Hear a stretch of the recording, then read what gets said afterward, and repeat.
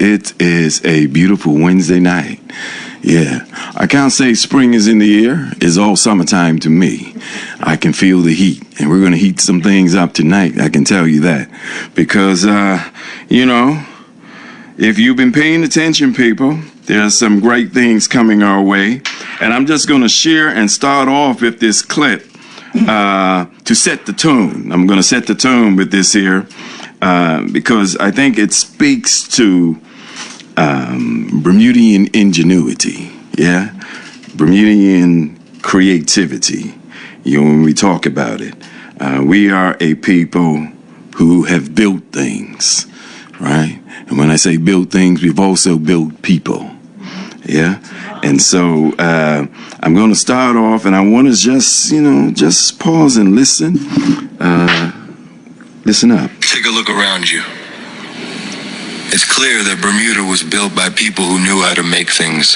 Ships, walls, wiring. The roads you drive on, the pipes beneath your feet. The buildings that have stood here longer than anyone alive can remember. Every single one of them built by hand, by skills, by someone who learned their trade and gave it to this island. In 1843, Governor Sir William Reed had a vision. He gathered Bermuda's working people together for the agricultural economy. Farmers, craftsmen, gardeners, and put their skills on public display. Not to show off, to declare. This work matters. These people matter. The gathering became the annual exhibition. 180 years later, it is still here. Today we are doing it again. For the trades that Bermuda needs today. The Trades Fair Symposium, May 29th and 30th, Bermuda College. Master tradespeople from across the island, hands-on workshops, employers with real apprenticeships to offer. Day one, you discover, you watch, you try, you put on the gloves and pick up the tools and find out what you're capable of. Day two, you decide. You sit across from an employer. You sign a letter of intent. You leave with the direction you didn't have when you walked in. 2 days, from curiosity to commitment. If you're an employer, this is your pipeline. 2 days to find the people you've been looking for. If you're an educator, bring your students. Let them see what's possible when a classroom meets the real world. If you're a trades professional, show up. The next generation is watching. Be the person who changes someone's trajectory. If you're a business leader, invest, not in an event. In Bermuda's future workforce and the institution this island has been missing for 50 years. Governor Reid gathered this island around its working people in 1843. 180 years later, we are doing it ourselves. The Trades Fair Symposium, Bermuda College, May 29 and 30. Be part of it, built to last.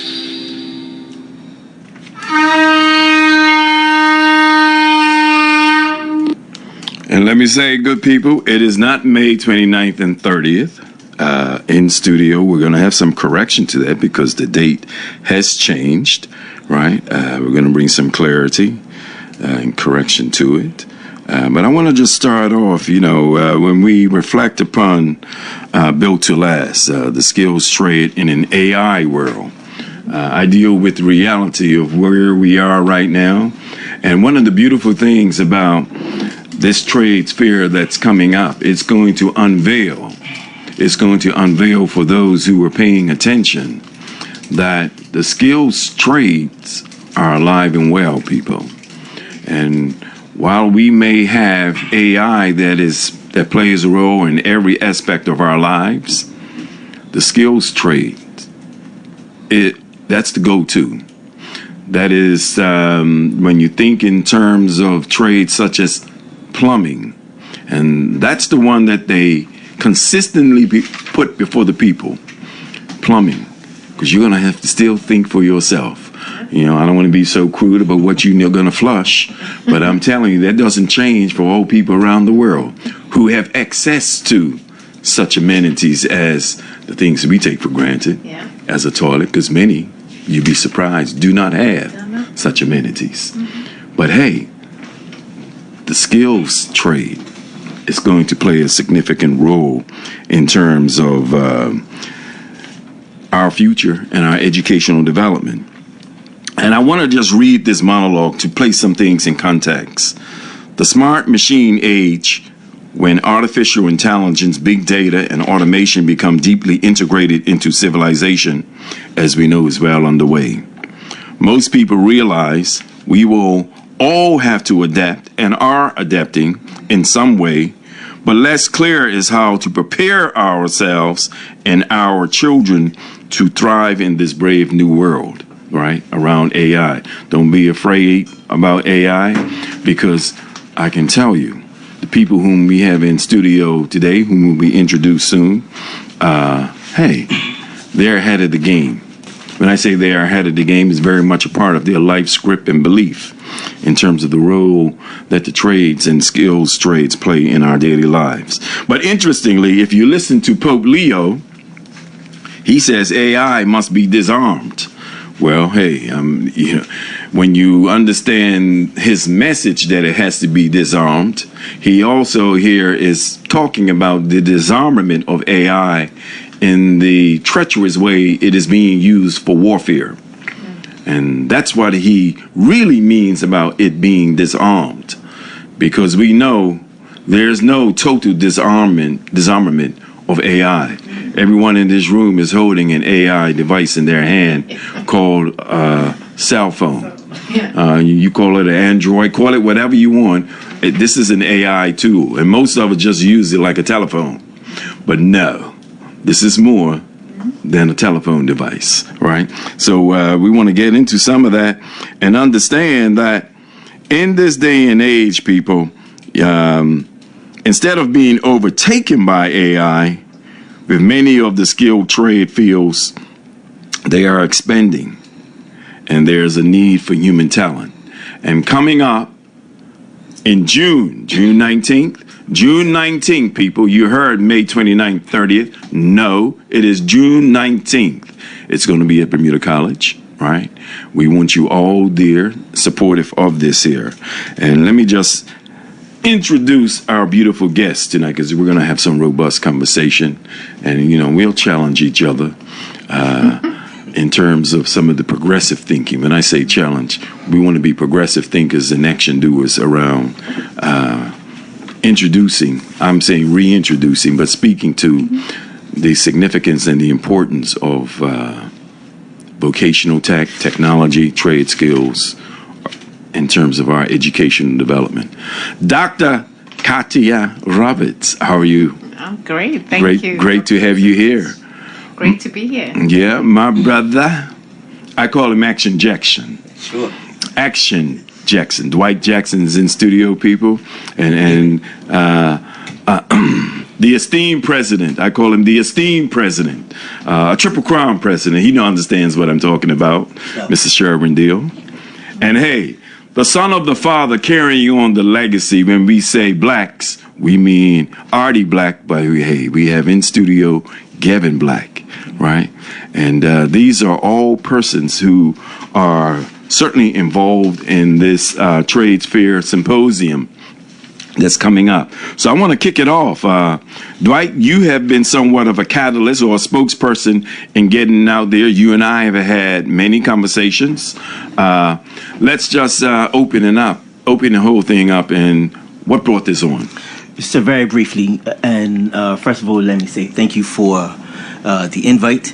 But very briefly, this was an idea born out of my vocation as an educator, and the understanding that I have about education in Bermuda. Oh, I'm looking forward to that conversation, brother, because we're going to go deep in education tonight. Yeah, bang, bang. Yeah? So, yeah. With respect to my remit of being able to go to a plethora of schools across the island, there was an obvious need. There was an obvious need in my mind's eye, and obviously my breadth of experience in academia, that there was some things that were missing. There were some things that was not being addressed, especially with our black population, our black men, our youth, And so, as you said, Doc, being a catalyst for change, just a conduit, and trust and believe I'm an academic. So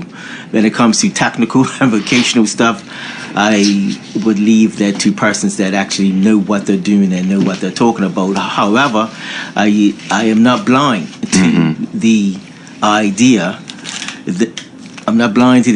that there were some things that's missing. So I approached a particular entity, which was the Imperial Group, and they were kind enough to accommodate my wish and my dream and my vision. And here we are today, perhaps 18 months later, and just reiterate again, and I'll hopefully we'll play the correction at the end of this set. For you have it right. Correct. You have the correction for June the 19th at Bermuda College, which will encompass. We will do so. I know this. Yeah. Which will hopefully ignite, inspire, provide choice, pathways, some internships, apprenticeships, as well as scholarships. We want to be able to change the landscape, change the mindset, change the paradigm of thought that perhaps has, or rather will, change the trajectory of our nation. Well, certainly. Katia, I just want to bring this into. Now I know some things of you and about you, in terms of your place in Bermuda, because you've been on Glenn's program, Yes. right? So I know the whole natural medicines is a part of your forte, Yes. right? And as someone who myself is always intrigued by certain homeopathic and natural things, I have to ask you this question in terms of how is your background connected to the trade fairs? Well, I have my multiple theories. Okay, I would like to hear. Yeah, I have multiple theories. I have multiple theories, especially as it relates to cymatics and sound, right? And making sound visible. Yes. So, because if you're in a trade fair workshops, There's a lot of sounds. There's a lot of sounds. You see? Yeah. And sound is information, because also, safety is a big thing amongst the skills trade. There you go. I don't want to get too heavy for the people, but that's where I come from, in some of this here, right? But and I'll probably have to bring you back to get into the deep aspect of making sound visible. Yes. You get me?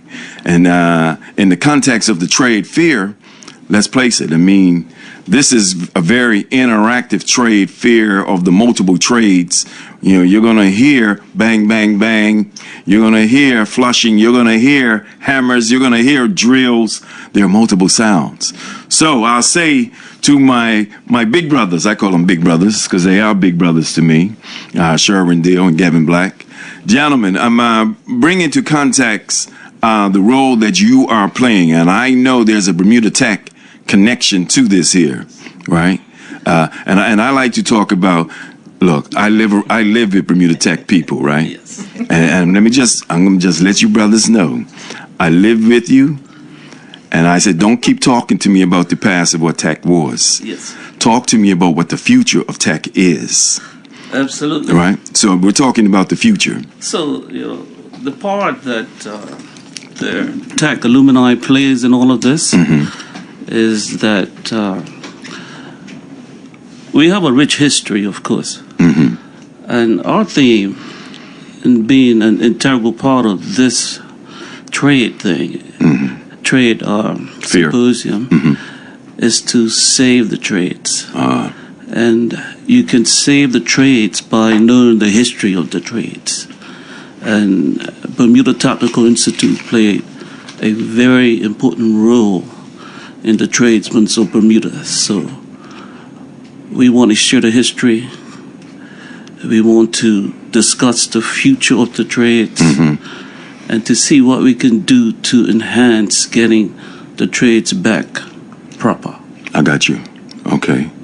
So And we're gonna be about some of those solutions tonight. yes, I can guarantee it tonight. so that's the part that Yeah. the Tech Alumni will, because we'll be celebrating 70 years of our existence Yeah, 1972. this year. Yeah. So we'll be having a gala ball to represent what Tech was all about. And it's going to be an amazing event. Okay. And we're going to bring that back to the forefront, identifying the history Okay. from whence we came. All right. Well, as a student of history, as I like to say, of all our studies, history is best qualified to reward all research. That's Malcolm X, by the way. Right? Yes. So, On all fronts. on all fronts, people, I just keep it real. Right? And what better person to segue to in this here than Mr. Black? Because his legacy is of such a legacy when we talk about Artie Black, right? And Gavin Black. So, Gavin, I mean, as someone who is building upon this here and placing it in the context of your specialty, when we talk about the mechanics, yeah? What role is your institution, and that's what it is. It's an institution. Artie Black is an institution in Bermuda that correlates to what Mr. Dill just said. Elaborate for us. Bring the mic forward too, yeah. Yeah, with regards to Artie Black, my father, I mean, I can go back to the 60s. Other kids, they were going down to what was known then as the Piggly Wiggly, packing groceries. Or the marketplace. I yeah. had to work in my dad's forge. My father was a blacksmith. Right. So early. So when I went into technical school, I knew a bit about metallurgy. I knew a bit about Pythagoras theorem. My dad was an education in himself, for those who know him. Right. Right? So what I think is important is that we understand that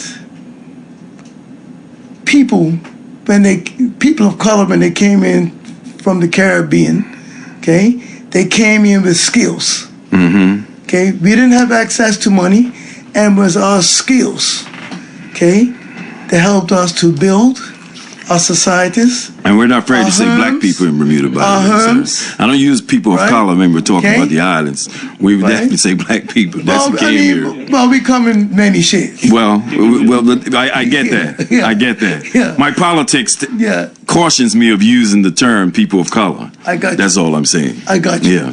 So I'm saying all to that.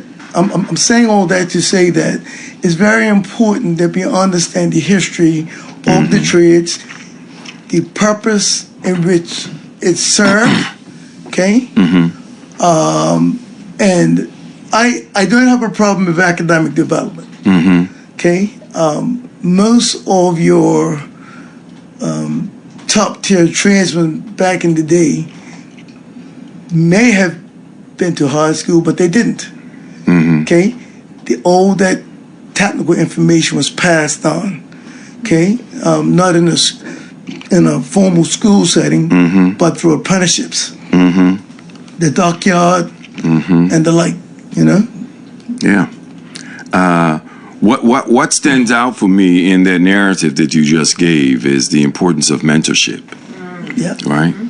And if there's anything that resonates with me about not just the whole tech history, because the tech history transferred into other aspects of general education and schooling. Yes. Right? And I always say this here when I'm having the discussions and debates around the house, that, I went to Sands. And at Sands, I had to, in my third year, there were the choices. Well, do you want electrical, mechanics? Do you want business? Do you want hotel technology? And we were all exposed to, do you want academics? And we were all exposed to the choices of those trades to, titillate our curiosity. I don't get too much in it. I mean, when I say I don't get too much, I chose the right one, the wrong one for the wrong reason. I was one of those guys. Hotel technology was the thing in my day. Of course, because it was connected to what? College weeks. So that's where we all, hey man, all right? That was the thing. Well, hey, college weeks, when you're a hotel tech, you're connected to the beach. You're connected to the hotel. You're connected to who's coming in, all those things. But when I reflect on what you said just now, Gavin, and what Shervin alluded to in terms of the history, what stands out to me that transfers to Dwight, your conviction and purpose, is how strong the mentorship was, especially between 1970 and I would go as far as probably the drop-off was 1919. That was the drop-off. That was a drop-off. I'll talk about education reform another time. That was the drop-off. But definitely the peak of it was definitely from 70s to especially, I would say 85, 86, during that period. I'm not saying that it wasn't anything happening in the 60s, brother. We know that. I'm talking peak periods, right? Because when you look at the history of text formation and forward to its closure, that's when it was really banging and taking off. And it transferred across to other schools, right? Even for those of us who didn't have the interest of academics, we had the foundation of what the tech was about. So in this trade fair, here it is on the 19th. What can we say that those who are not just the masters, we know what the masters will do, but students are coming in. What is it you want students to grasp from this experience? Right, so the idea is that for perhaps students as young as P4 and up, so we're talking public school students, and obviously private school and parochial are most invited as well. However, obviously it'll be different levels, different tiers. For the younger children, it will be interest, excitement, introduction, perhaps just a matter of being introduced to, maybe I saw this on YouTube and knowledge right in my face, just to encompass everything that I'm saying, because I said about tiers, because obviously at middle school level would be a different set of interests and so on and so on and so on. But my vision is for people to be turned on, for it to be tactile, less conversation, less talking, more hands-on engagement. What was interesting, one of the stakeholders that I was talking to, they immediately got the vision and they said that, yes, I'm going to have my welders there, I'm going to have my engineers there and my masons and so on, where children can be engaged and they can actually do it themselves, within reason. Obviously there are safety factors involved. However, that's the idea for this trade fair symposium, for tactile engagement at all levels, and the end point is to create pathways for apprenticeships. We used to have day release. I'm not sure if we have that so much. We had the career pathways, and it had to be put on pause. Gotcha. It was put on pause. Right. So I'm just trying to find ways to reinvigorate, because this is not about reinventing the wheel.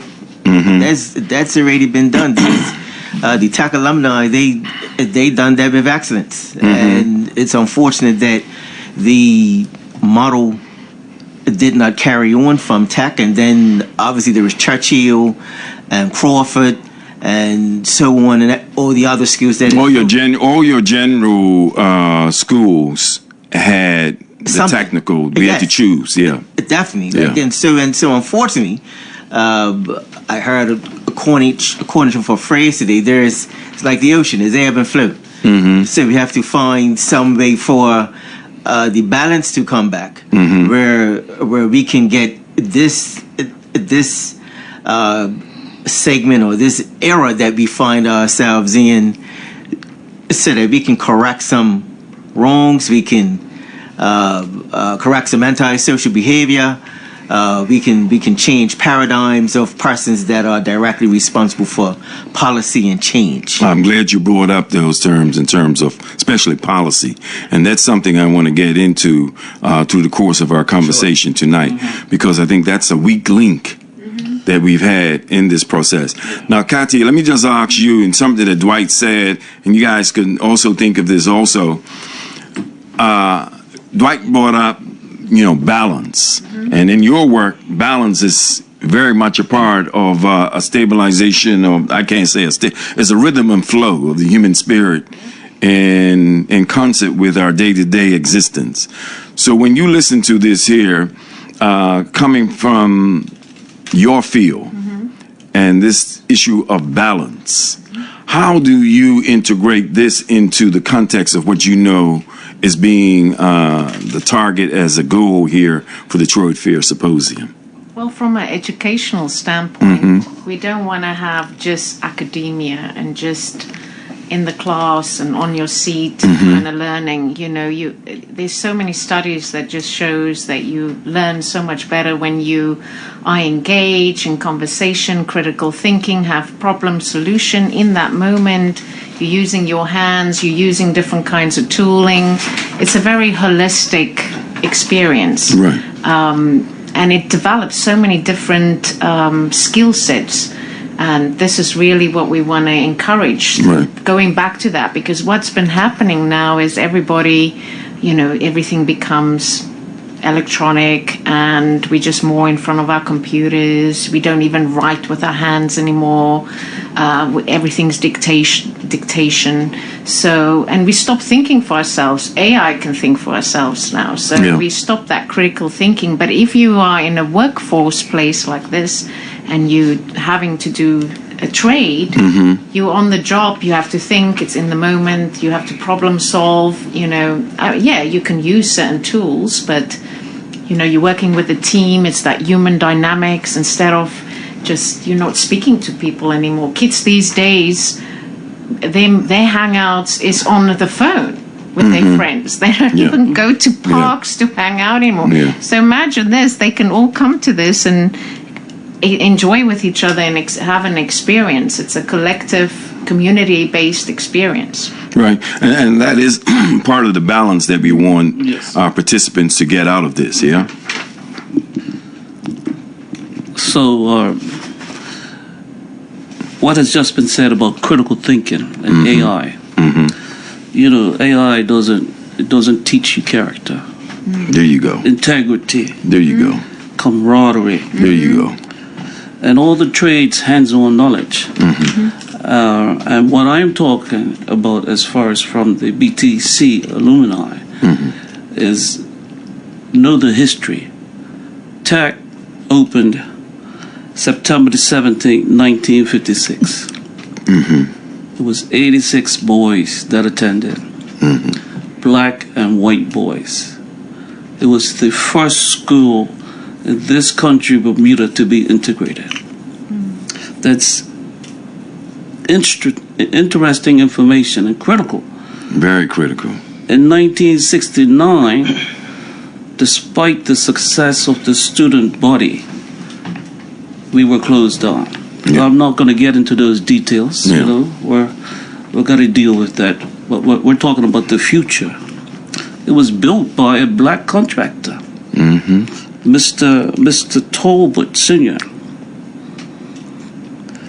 And in 1954, 2 years earlier, politically, the politicians had voted not to integrate schools. So this was an avalanche. And what followed from that avalanche was that in 1959 we had the theater boycott. See, Tech was the one of the schools that started this integration, which was critical to where we are today. 1962, Warwick Academy, first school, white school, to integrate. And then 1963, we had the Progressive Labor Party. So all of these things are historical. And if we could teach the children, the history of all of these things. Now, I'm beating the drum a bit for Tech because I went Tech. Yeah. I went Tech in 1969. I'm sorry, I went Tech in 1965, and I graduated in 69. I come from a family of 6 children, 5 boys and 1 girl. We all, 3 of us boys went to Tech. 1 went to Berkeley and another went to Whitney, my brother and sister. But when we came out of school, myself in particular, I had been on a 3-year apprenticeship. I was leaving school from Technical Institute on a day release. And I came out of school, and 1 week later, I went to work for the Bermuda Telephone Company. Right. I never went away to college. None of my siblings went to college, with the exception of my brother Punchy, who got our football scholarship, of course. But the point that I'm making is that I was also pleased at the last commencement at the college to see a number of the students coming directly out of college and going into the trade. So I'm saying that when I started BTC, I stayed there for 48 years. And all of my brothers have been successful, not having had a college degree. And I'm not preaching that children don't need to get that education now, because they do. It's critical. No, they don't need to get a college education. You got an education, brother. I got an education. Yeah, I like to correct people. You'll find me correcting you. Yeah. I'm not against the children, because all of my children have had college educations. All of my grandchildren. But I'm saying that if people know the history on what the trades can do, well then they would know that there is an opportunity. Not everybody has the finances to send their children away to college. Yeah, and that's in this day and age. And I'm glad. Go ahead. If we can provide that pathway and let them know, because I'm looking at just building projects in Bermuda. The trades. You said about a plumber earlier. What we can do with our plumbers? You see all the construction taking place in the city of Hamilton. You see all the construction taking place at the Southampton Princess, with the biggest construction development this country has ever seen. We need to get our tradespeople into those industries. When we say we need to get our tradespeople, yes, I'm specific about when we say we. Okay? Yes. Tradespeople are doing the work. We see it all around us. Yes. What we do not see, that and we can relate to, because we grew up with it, yes, is what you're talking about. I grew up in it. I grew in it, whether I wanted to do it or not. My father was a mechanic. Yes. Matter of fact, he worked for Artie Black for a short period of time, right? He worked for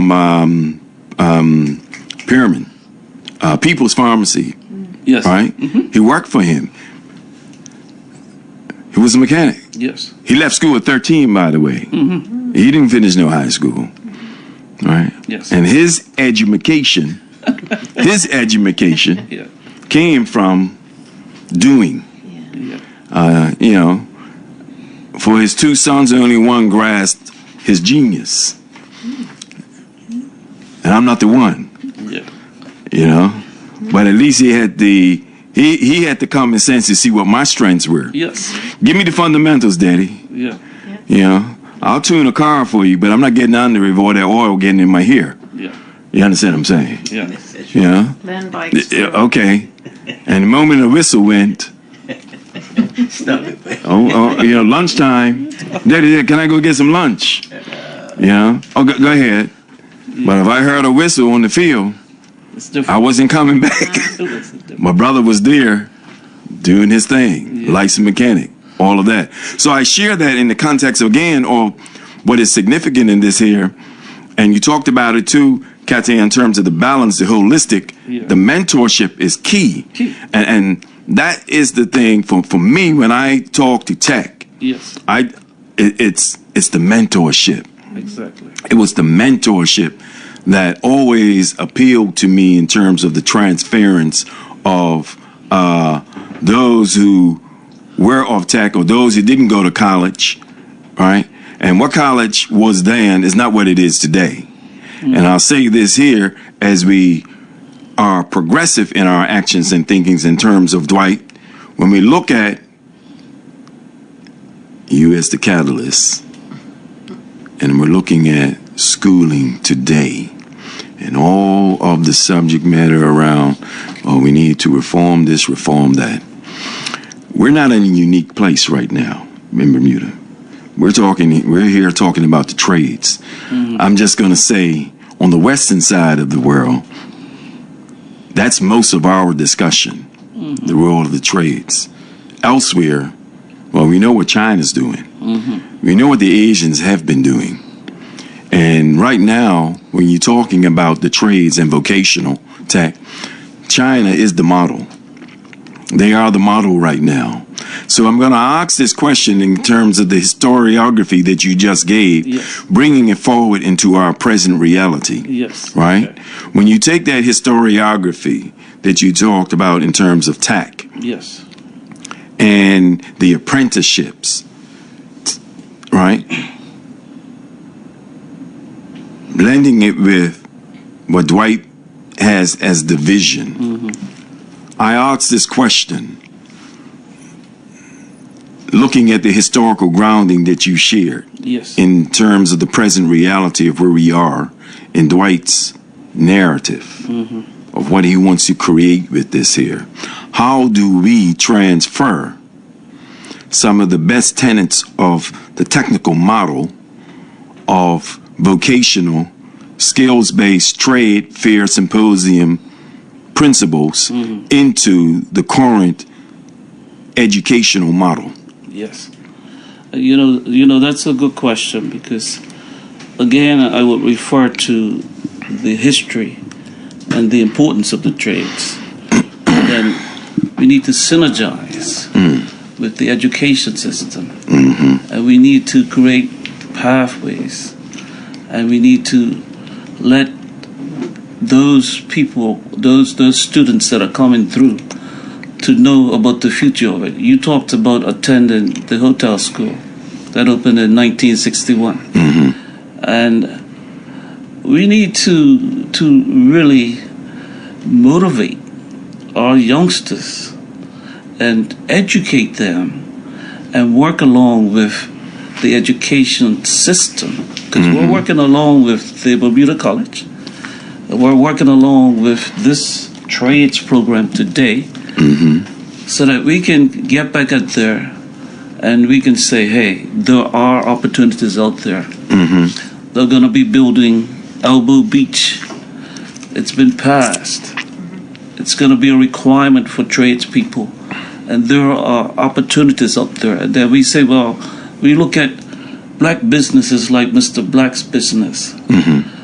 How many of us that were in trade owned our own business, tools and equipment, co-truck, Welder, and the list goes master on. welder. The list goes on. How many of us, both black and white, as a result of the trades, own our own business, construction, carpentry, today?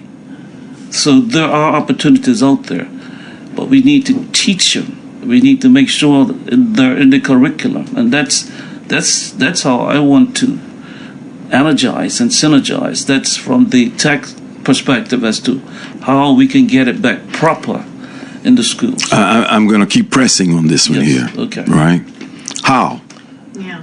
How? That is where we need to work collectively together, and it's a collective responsibility of all of us. Because if you look first at the education system, and then you look at the government, you look at the allowance of overseas workers, and all of those entities have to be looked at to get the balance. I'm for overseas workers coming here with special skills, but I'm more for teaching our students, All right. our future leaders, Right. those same skills. Dwight, how? Let me say this. I'm gonna turn it up a notch, right? Because I'm going somewhere. I'm giving you the benefit of the doubt. I appreciate that, but I'm pulling it out. How? but serious. But you know what? Let me make this analogy. I tell my children, everything that you want to do in life every experience comes out of family. If you don't have any money but you want to go on that trip, you find money to go on that trip. If I don't want to belabor that point. The point I want to make that's germane to what doctor's asking. It's a mindset. It's you have to have a mindset for who? It has to be a mindset for this policymakers. Now There you go. Okay. This is my Now we're getting somewhere. no, this is where I'm getting turning up a notch, right? Why we get some of those Barclayites out of the policy making and put some of the trades people in there so that we can create some balance and we can have that rivalry. Katia, balance. We can have Katia, that rivalry. holistic. Sure, We want something holistic, Katia. That's the remedy. Okay. we can have We're that, going somewhere. Keep going. we can have that rivalry. All right. Where that tech alumni, where that mind can say, well, you know what? Never mind for the business world. We appreciate it. The doctor, the lawyer, the accountant, well done. However, what about these people over here? What about this demographic that's been disenfranchised? I can sort that out. How? Because I can put my mindset to this, and then we can have from grassroots level. We can, because this is the bank right here. I don't know. I do. I don't know, but Yeah. You know. This is know. the wealth. And for Radio Land, I'm pointing to my brother Sherman and Gavin Black. That this is the wealth of knowledge where we don't have to reinvent the wheel. No, we don't. No. We need to return We don't. to the wheel. What we need to do is improve the traction on the wheel, on the tire, Correct. people. So It's the traction. All right. So with respect to there's policymakers for education and with respect to reform and all of that. So there is one thing that I want to put out there in the public. When we were talking about signature schools, signature schools is just semantics. We had signature schools. We had in the signature 70s, schools yeah. back in the day. Yeah. It's just a different name meaning. Tech alumni. Yeah. Yeah. Tech Institute, rather. Churchill, Robert Crawford. Sands, yes. Warwick Sack, all those schools had.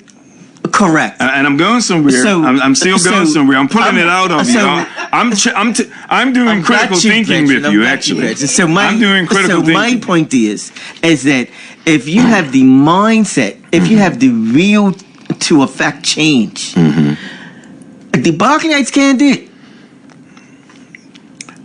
Another type of mindset can. Okay. And don't call yet, Carlos. It's not your turn yet. It's not your turn. We're having conversation with the team here first. Right? And you're going to have your opportunity to ask them questions. Because I know this is a subject matter where every Bermudian, every black Bermudian especially, has an opinion. Okay? So, Gavin, go ahead. Dr. Lou, let me say this. Right? We've been down a path in the last few minutes about where we were. Where we going? Exactly. That's what I'm getting at. Where we going? The issue we have now is more to do with our societal mindset, okay? And what we're suffering from is a byproduct of affluence, okay? You know, we've advanced socially, we've advanced economically, right? Who's we? People, black people. Oh, there you go. Because Okay. everyone else is doing what we're talking about, you know. And I'm not this. I'm not. Everyone else is doing No, what we're talking I'm about. not, and I'm not displacing whites in this history, right? Mm-hmm. I'm speaking to blacks because we were brought here, okay, as trades people, Right. okay. We were brought here as trades people. We were the people that were housed on the so-called glebe lands. I'm not coming to you yet, people. It's not That's your turn yet. That's another. Artie Black is talking. That's another conversation. Okay, right? Yeah. We didn't have access to money. Right. Okay, you were a plumber. I was a mason. That's a multimillionaire person, by the way, if you're Sherman. in today's economy. Sharon was a technician or a carpenter. Let's keep it as it was. Telecommunication. All right. Yeah. Telecommunication wasn't around back then, as we know it now. Yeah, not as we know know it now. Yeah. Correct. Yeah. Right. So what I'm saying is that you didn't have money. You didn't have money. I don't have money. I go to your house. I use my skills to help to build your house. Cooperative economics. Yes. Exactly. It's cooperative economics. Yeah. We go to each other's home. We take our skill sets, right? The wives or the girlfriends come by for a pot of peas and rice, and we get cracking. That's how you build Okay. together. So what we've done, we've built assets. Yeah. Okay, we built assets. So time is going on, right? And Dwight kind of stole my thunder about the Berkeley Institute. Okay. Right? Although we used to ride from Tech and go over to Berkeley every lunch hour on our bikes, right? I say to guys, I said, well, how come you never ride up to Girls High? I don't remember. You remember going up to Girls High? It was next door. No, but I'm saying, but we always went to Berkeley. We could walk up there. Right. So I don't want us to go too far off the subject matter. So I'm saying all this to say that with affluence, right, desegregation, it led to many things that, in my view, my humble view, has kind of dismantled this issue we're having now. Look, let me just say this here, and I'm with you, right? And one of the things that I would do, summers when I would have the students, I would take a drive into town with them. I said, see that building right there? So what do you think of that building? So they're looking at me. I'll come to you to learn mechanics. What you talking about that building for? I said, how much you think those people make, right? And then I start, right? I said, well, let me say something to you. Let the electricity go up. Yeah. Let the water stop running. Let the AC stop working. Okay? Let that door stop opening. Okay? They cannot work in their building. Let that computer not work. Let the telephone stop ringing. They need a trades person. They're not calling a doctor. They're not calling a lawyer. And they're definitely not calling the queen or the king. Okay? Yeah.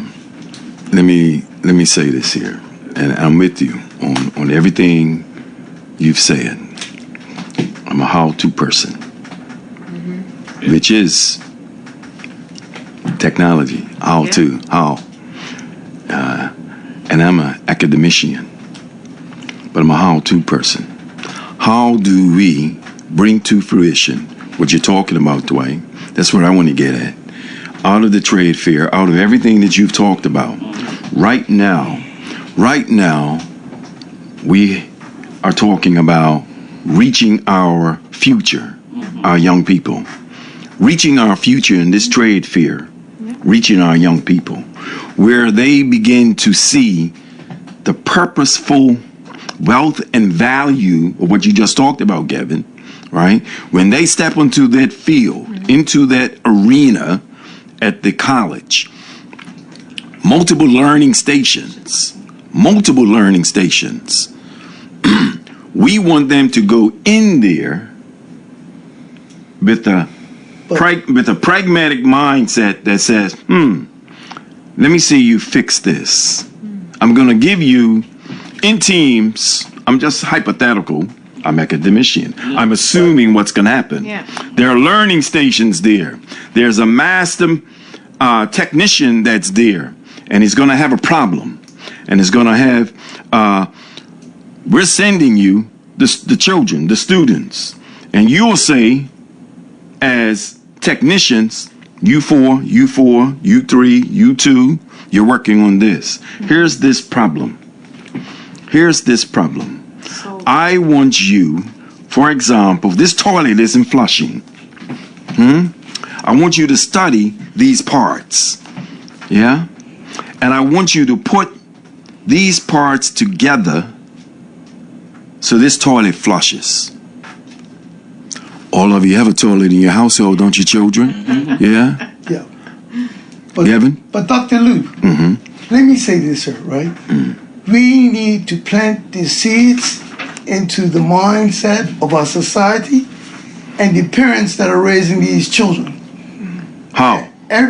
Well, that's another story again. Symposium. But we need to know what we need The to do. symposium is a start. Yes, but we need The to know. symposium is a teaser. Yes. I'm just going to be real, Right. people. Starting the conversation Right. like this. But we need to know, right, what seeds we need to plant and where we need to plant those seeds.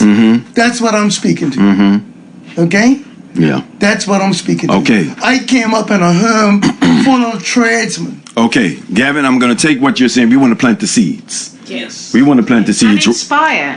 Plant the seeds, inspire, germinate, all of the above. Right? Provide a path.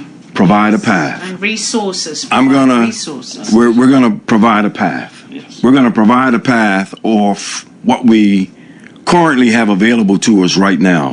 Not yet, Carlos. You're not. It's not your turn yet. When I think of everything that you've said, and I'll use the foundation of attack in the current reality of our schooling, right? You brought up about the signatures and so forth, right? I'm going to ask you, both of you, I'm talking to Sherwin Deal and Gavin Black, because they are our tech grandmasters. I'm going to ask you, on the evidence of what you know of schooling today, through Dwight's lens, how would you take your model and integrate it into a school? Pick one. Matter of fact, you can't use the Berkeley. Bermuda College. You can't use the Berkeley. Bermuda College? Bermuda College. Too late. Too late. Too late. Too late. Absolutely too late. Too late. That's problem number one of tech. Too late. Industry needs to be the forerunners of this. How? Okay? How? First, with the mindsets of the parents.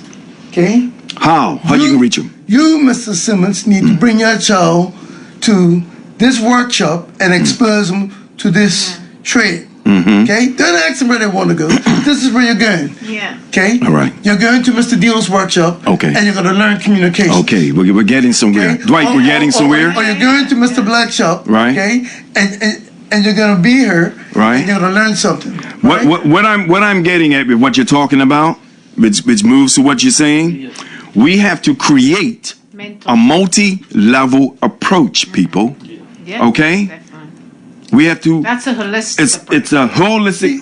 Hold on, this is getting at what you're talking about, Gavin. Right. You're talking about getting into the heads and the minds of parents, right? We can talk ourselves blue in the face and all of that. Some will do, some will not. I'm saying, and what you're talking about is purposeful. But we have to give them, just like they walk into, and you know, I know the noise that people make about the Berkeley. I'm going to say this about the Berkeley.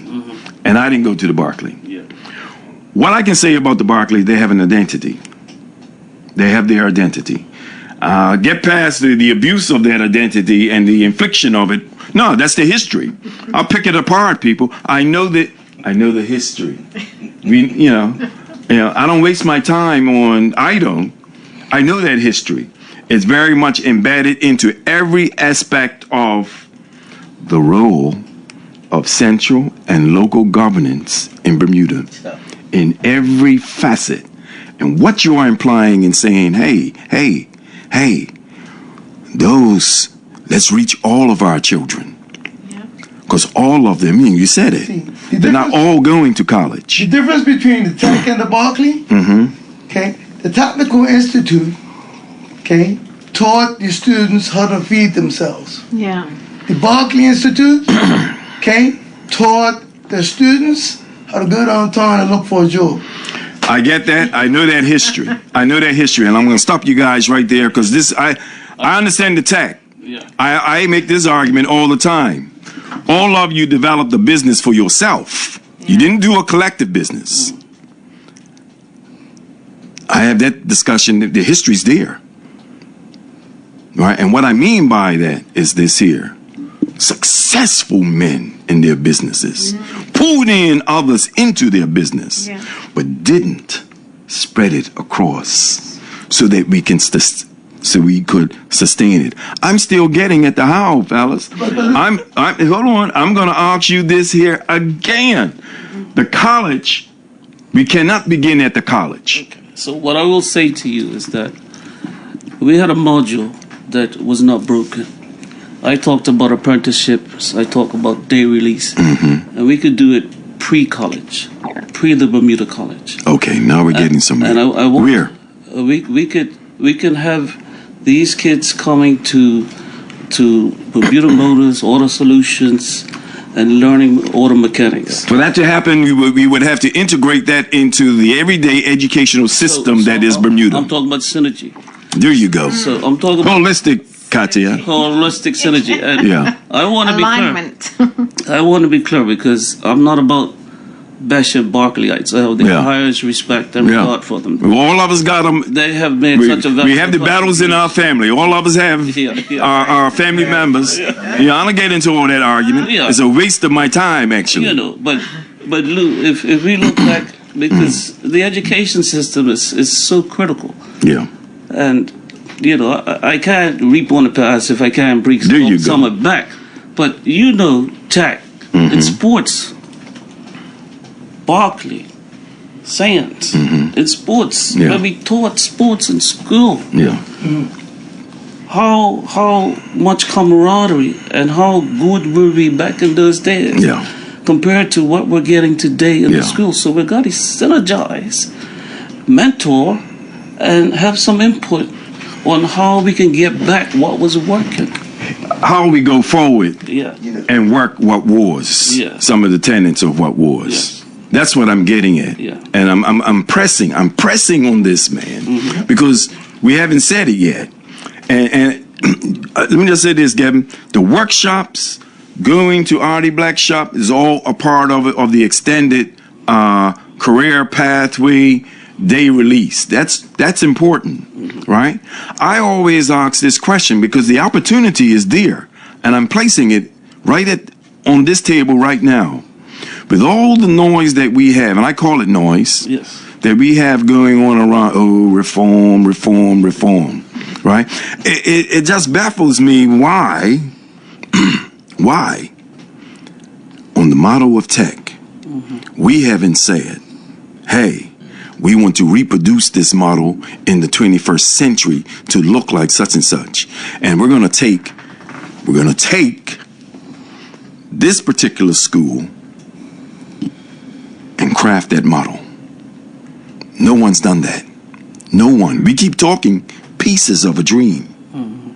And I'm saying, with everything that you guys have shared and all that tech guys talk out there, why is it we haven't? And I get it in terms of the table, but you don't need to be at the table to start a school. You don't need it. You can, there's empty schools all around here right now. Matter of fact, I'll go out on a limb. There's a school, Sands, I'm going to use them as an example. It's public knowledge, hospitality. Yes, that's right. I will tell you, you take hospitality, Gavin, because your field, there's hospitality in that. You can't tell me I can't go to Artie Black's shop. That's hospitality. I'm expecting a standard of service. A high standard of service that is what? The mark of who? The ancestor, the elder who laid it. It's an institution. You understand? And I'm saying, I'm always been surprised why tech brothers, I mean, you know, it's okay having nice reunions. But with the capital, that's intact. This is my discussions around the table in household. With the capital that is off tech, why is it? Reproduce that. And I'm saying, hey, hypothetically, Sands, we want to transform your hospitality model. Because we know you can't survive solely in the model of hospitality that you're talking about. Why not bring the multi-level approach that is hospitality that the tech was? That's what the tech was. Gavin, you want to say something? Yeah, I do. I want to say something real bad. Okay? I want you to say something real good and bad. Go ahead. Everybody has this conversation. Had this conversation over the years about David Gibbons. I didn't even bring it that. Hang on. Go ahead. Yeah, go ahead. Right. Okay. And I say to me, and I say to these people, I say, yeah, but we were at a time where this country had a very strong opposition to PLP. So let's leave the governments out of this, right? Cannot. But I get what you're. I get where you're going, but you can't. Okay? But I get it. So we need to plant the mindset in our people, our teachers. I remember teachers telling parents, "Oh, John is not good with the ABCs. Maybe they can use their hands." Well, you don't need your brains to use your hands. I'm gonna stop you right there again. Mercy. Look, I'm gonna say, if my chair was here, Lou Trott is off. Oh, I know Lou. Yeah. Yeah. And Lou has been in the school system, and he's talked to the black and blue about changes in the school system. Yes, he did. His going as far as to say, hey, get rid of the middle schools. He's talking about a big step, but that's his perspective from being within the system. Theory. And he's saying, let's have proper programs at the high schools. Yeah. So those are just conversations. Yeah. So those are the serious conversation, because it's time now to have the serious conversation. The serious conversation right now. Yeah. This is a precursor to it. Absolutely. This is a precursor to it, and I'm deliberate about it. Yeah. Because I do believe we have our solutions. Yes. I concur. We have obstructions to that also. I mean, you guys have, you brought up the Barclay and so forth. There's an institutional obstruction with that. We know that history. But I'm saying there's a more important history in the context of what we're talking about that warrants Action Jackson. Yeah. Just a second, Kevin. My only ambivalence to what you had said earlier with regard to having having that adaptation of the TAC model being in one school. I just use that as a theory. Correct. Okay. Yeah. My idea. Why couldn't it be in old primary schools? Let me answer that So question. everybody's doing the now same we're getting thing. somewhere. So that I understand through conversation through my good friend Gavin is that they were reading plans when they were 9, 10, here's 11 how. years old and stuff. Here's how. Why we can't do that? No, it's not why we can't do it. We're not doing it. But again, it gets back to what you're saying, Gavin and Sherman. It's about being assertive and forceful of us. Forceful, really. Yes. We had to be aggressive to say, look, this is how and where we want this in all our schools. And let me just give that example. Again, I brought up earlier, people. I use the Chinese as a model. Do you know at the kindergarten level,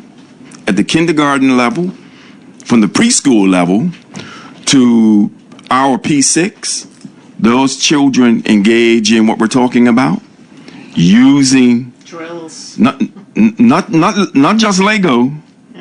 What we used to do at the high school level in terms of home economics, right? They're making things. Yeah. They're making things. No one can tell me that our children can't do this. Of course, our children can do this. So it gets to what you're talking about, Dwight. So it's that practical, pragmatic thing. I'll say this here, Gavin, right? Because you brought up something about our teachers. Our teachers work hard, not smart. Our teachers work hard. They don't work smart. Not in the context of what we're talking about. Most of our teachers, I'm sorry, don't want to do what you're talking about. They don't want to do that. But Luke, They don't want to do that. Go ahead. let me say something. How old can you remember? Or what age do you think, or can you remember being when you could read a 12-inch rule? I can tell you when I read a 12-inch rule, when I really read a 12-inch rule, I understood it because my knuckles were cracked with it. No, You asked me a question. Yes. Huh? Yes. I probably was in standard 3. And how old were you? Standard 3 at that time. What we would? I would have been what, 8, 7 or 8, something like that. 8. But let me say this to you. Miss. I hate to say the teacher's name, but I love her to this day. It was Miss Nisbet. No, but let me say this to you. I get students coming in from the Cedar Bridge and the Berkeley.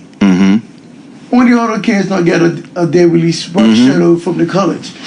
Some of these children cannot read a 12-inch rule. Okay, and I get that. Do you know there are children who cannot? I don't understand it. No, well, I do understand it. I understand it. What are they teaching? Well, hold on. It's not so much what they're teaching as what they are exposed to. I'm not saying they shouldn't learn that, Gavin, but hey, this is the age of our children. So who's supposed to be exposing? Again, Gavin, I get it. It's like language to me, right? It's the equivalent. There are children, our children do not do cursive writing. Why? Do you know why our children don't do cursive writing? For the same reason they can't read their rule. They're not teaching it. It's not even so much that it's their world, people. Huh? It's their world is an entirely different world. Now, you mentioned it earlier, Katia, in terms of, the critical thinking and AI intervention is thinking for you, right? That's our children's world. What we're not doing is having our children understand how that tool is used based on their thinking. Not the tool thinking We for you. become too dependent. So, Gavin, they don't have, their world has told them, man, why the hell I gotta study this 12-inch rule like this when I have the technology that... But the issue I get it. is at a fundamental level. Yes. For example, they come in, and to keep them motivated, I'll do something like, okay, plug the diagnostic tool into the vehicle. Okay, you got a computer. This is happening. That's happening. There you right? go. Okay. There you go. I said, press this button. This There is you going to go. read the diagnostic report. Yeah. Okay. This is where the stumbling block comes. Read to me what the diagnostic machine is saying. Right. They can't do that interpretation. They can't do that. Yes. Right? Which means, Gavin, we have to teach them. You see? Hold on. Back to basics. These are children coming from Cedar Bridge and Berkeley. Gavin, this is not an excuse. I don't get it. No, I'm trying to get you to get it because you just spoke to our children being exposed to this. So, balance, Katia. Yeah? Don't we have to balance their world with the world we came from to get them engaged? Absolutely. Huh? Absolutely. Don't we have to do... Hold on. Don't we have to, right, Dwight? Don't we have to assist our teacher peers, predominantly women, predominantly women who have no interest, none whatsoever, in engaging our children in this manner? Hold on. Where you gave the history of the tech. Yes. 50s, 60s, 70s, you had mainly men teachers. Yes. Yeah? Yes. Yeah? All men. All men. Old boys school. All boys school, and there are those of us who had a blend of both. Yeah? And in that blend, we had a balanced relationship in front of our children of a man and a woman working together in the interest of our children understanding that rule. Ruler. Right? We're to, you get what I'm saying, Dwayne? You get what I'm saying, Jerry? Yes. Yeah. Yeah. It's creating that balance. I get it as well. Today. But my thing is this here, right? I would expect, okay, when I came out of Prospect Primary, well, I went to Central first, they changed the zoo, and I had to end up at Prospect. Those are primary schools. Some of these things that I'm asking these students to do. I don't blame our students. I get what you're saying, but go ahead. I'm not blaming the students. I'm talking what we're dealing with here in our society. Exactly. Okay? And we need to what know we're dealing with is not unique to us people. We need It's to not know unique. what we're dealing with so we can find out what solutions we need. And that's what we're getting. I'm getting at solutions. Yeah. So There are some solutions in this conversation. I've been throwing some gems, and I've listened to one or two. what we have to understand is what the issue is. Yeah. We have got to integrate the old with the new. Yes. There you go. Technology is not going. Please hold, caller. Technology is not going to go away. And No, it's not. I'll give you an example. I served on the board around here for the co-op, and I came and I was chair for telecommunications. And at that time, the banks were moving so far ahead of the co-op banking institution here with online banking, getting paid online, paying your bills online, transferring money online. And we wanted to build up our clientele and add like social clubs and get the children involved in our banking institution. It was my remit and it was my proposal that we're not going to move forward if we don't stay up with technology. That's right. So the technology, it will be what will be motivational to get the masses. And we still have to understand that there will be elders that are not going to get it, that don't have that access. So it's about the blend. It's all about the blend. It's about the blend. And you don't forget the past, but you have got to keep up with this technology. Leadership. Our leadership. Mentorship. No, our leadership and mentorship is not about position. Yeah.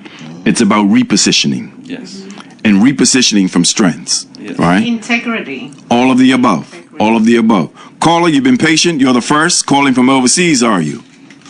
Yes, sir. Dr. Lou, good evening, and good evening to all your panel, and I wish you all the best for your symposium. Now, Dr. Lou, I shoot from the hip. Okay. Let me keep it all the way real stat.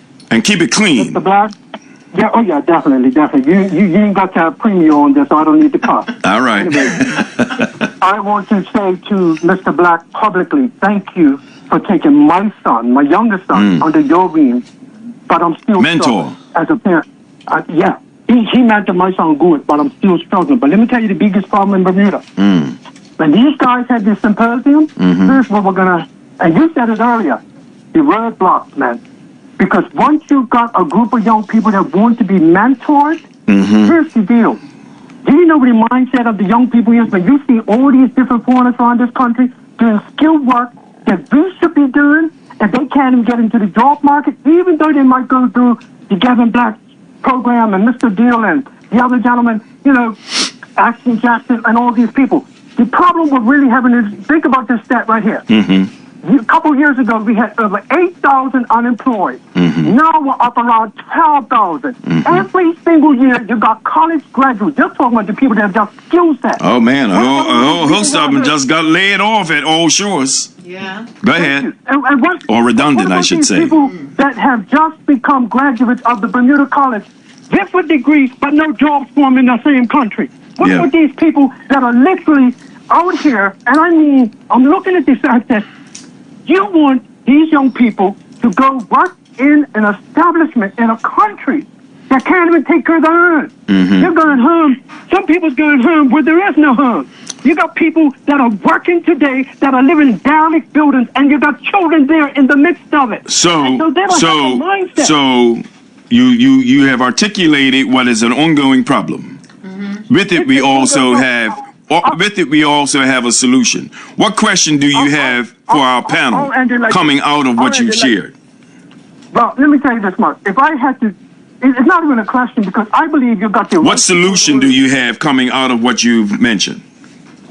The solution, I believe every person in that room and others like them need to sit before your government, and your government needs to invest in these people and the program that they want to do and salvage some of the young people. If you get just a handful, it'd be good. But the problem is, government can get $600 million out of the CIT tax, put it all over the place. But how is it benefiting these young people? Got you. And I heard the young man say that he went to Eugene Dean's group and what they did for him. Then let me tell you something. We've got the answers, Lou. Yes, we do. Yes, we do. We don't have the support. Yeah. I appreciate you, my brother.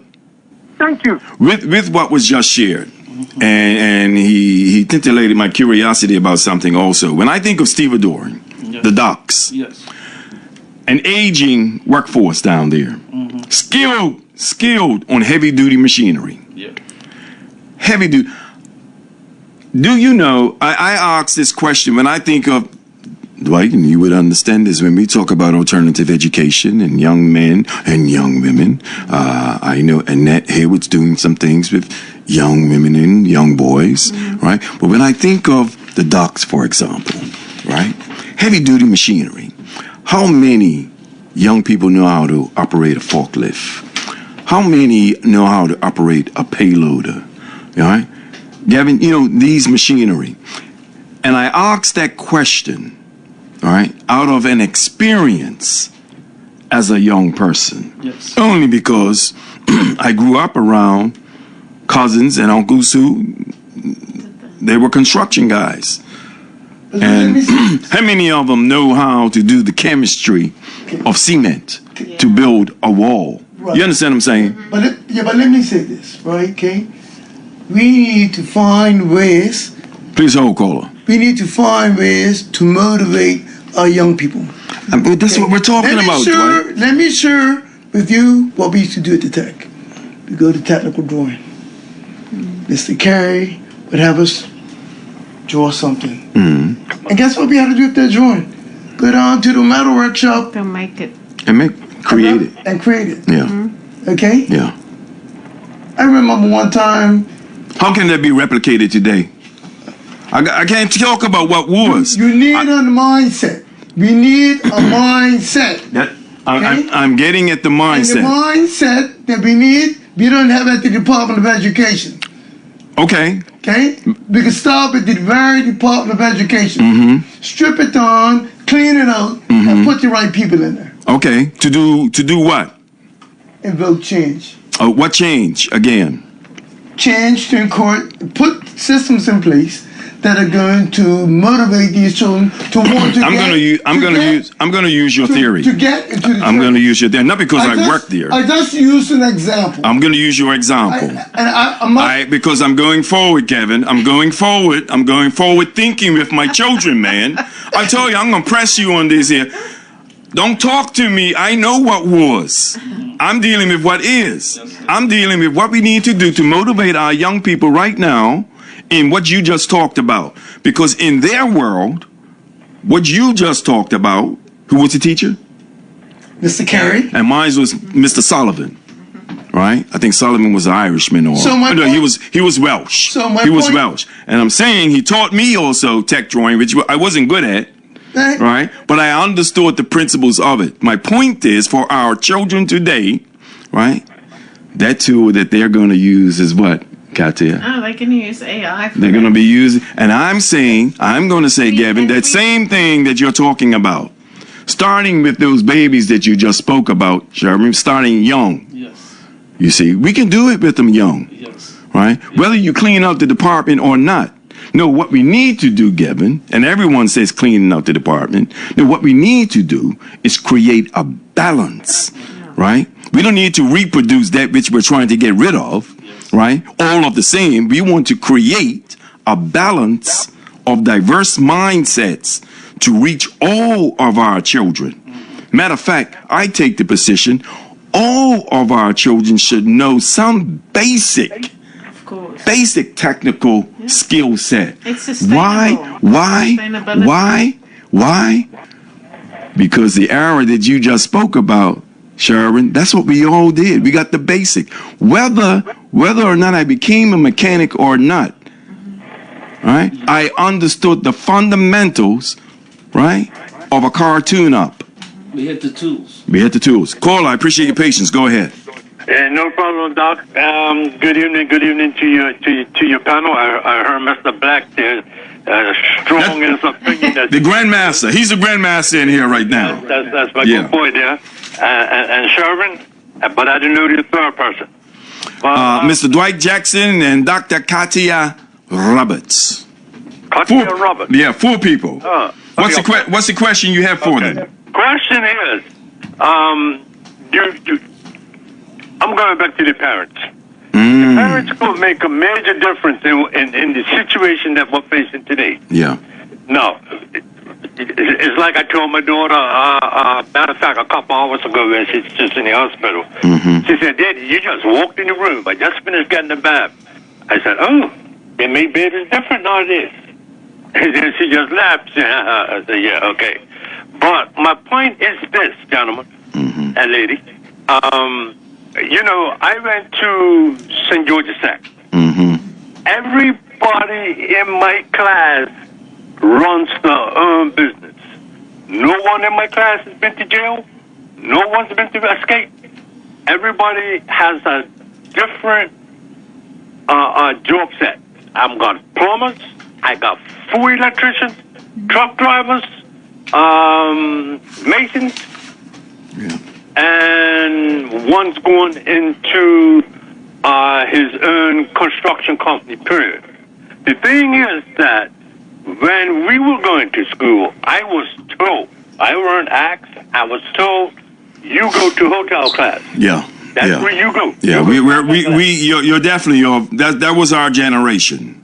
Right. We had advocates, and it gets at, let me just say this, it gets at something you said, Kevin, right? And I concur with you also, caller. It's like, Charlene would appreciate this, it's like coaching. Yes, it is. It's coaching. I know I could score goals, but I demonstrated a better excellence as a goalkeeper. You could stop them too. Yeah, I could stop them. Yeah. And I had the mentors and the coaches. He says, Lou, until you improve that left foot, because you got to kick with both feet, but you use both of your hands well. Yeah. You understand? You understand? Yeah. I didn't listen. So at some point, you're absolutely right, caller. Sometimes, and many of our parents, especially those who have children who are in athletics, Yes. many of our parents, right, are more compliant to the coach that tells them this is what your child's going to do. Right. Yeah? Because let me finish up. Go ahead. My dad was a carpenter. Yeah. Okay. My mom worked on Kennedy Air Force Base. So my dad was a carpenter. I used to go with my dad, change windows, put up those things called pudgy jets. Pudgy jets. Yeah. There weren't none of this fancy stuff I got today, Yeah. So it was when we was working on our own house. My dad put up these pudgy jets. Yeah. Then he gave me a step ladder and told me, "Oh, go up there and get him finished painting." Yeah. I said, "Pop, I'm not going up there, Jack." He said, "You're not." Oh, okay. Well, that wall's gonna be there. That wall's gonna be there until you decide to go and finish it. Yeah. So what was my other choice?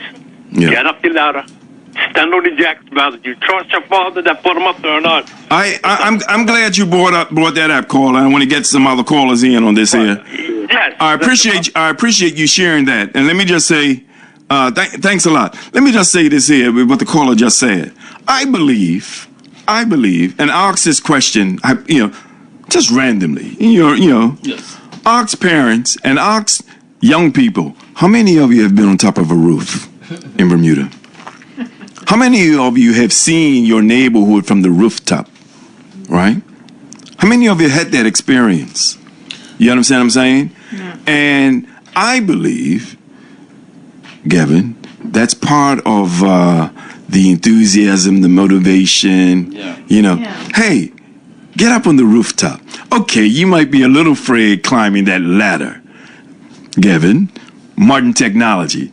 You got the elevated stands now. You stand on it and, we see a lot of the guys in construction, they use that too. But how many of our children, our young people have had the experience of getting on top of their rooftop? And that's a very good question. That's a very good question. There you go. It's a very good concept because, as a father that comes from the trades, I have 4 boys. Right. And they're all well aware about the maintenance of our family home. There you go. Please hold, caller. They've been on the roof. They paint. Turn your radio down. They know what it takes to maintain our family home. Absolutely. That's the part. Better turn this off. Go ahead. Play.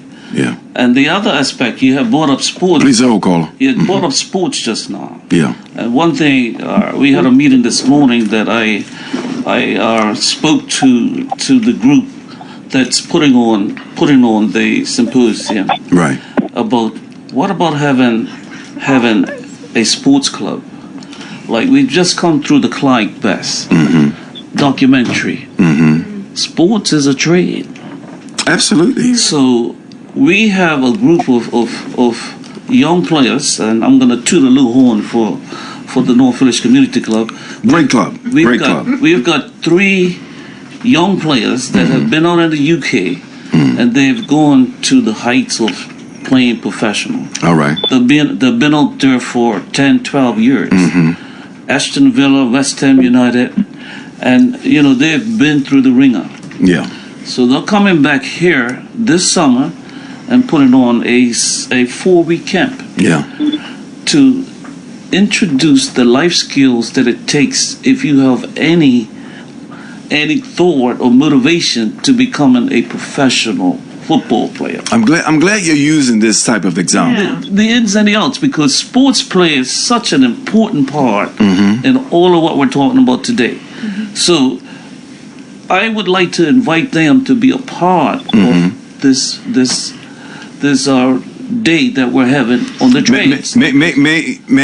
Of the trades, of the trades, yes. To say at your club? No. Oh, you mean at the fair on the 19th? Talk to these guys, and these guys. Absolutely. These guys will say, "Listen, man, I've been out there since 10 o'clock.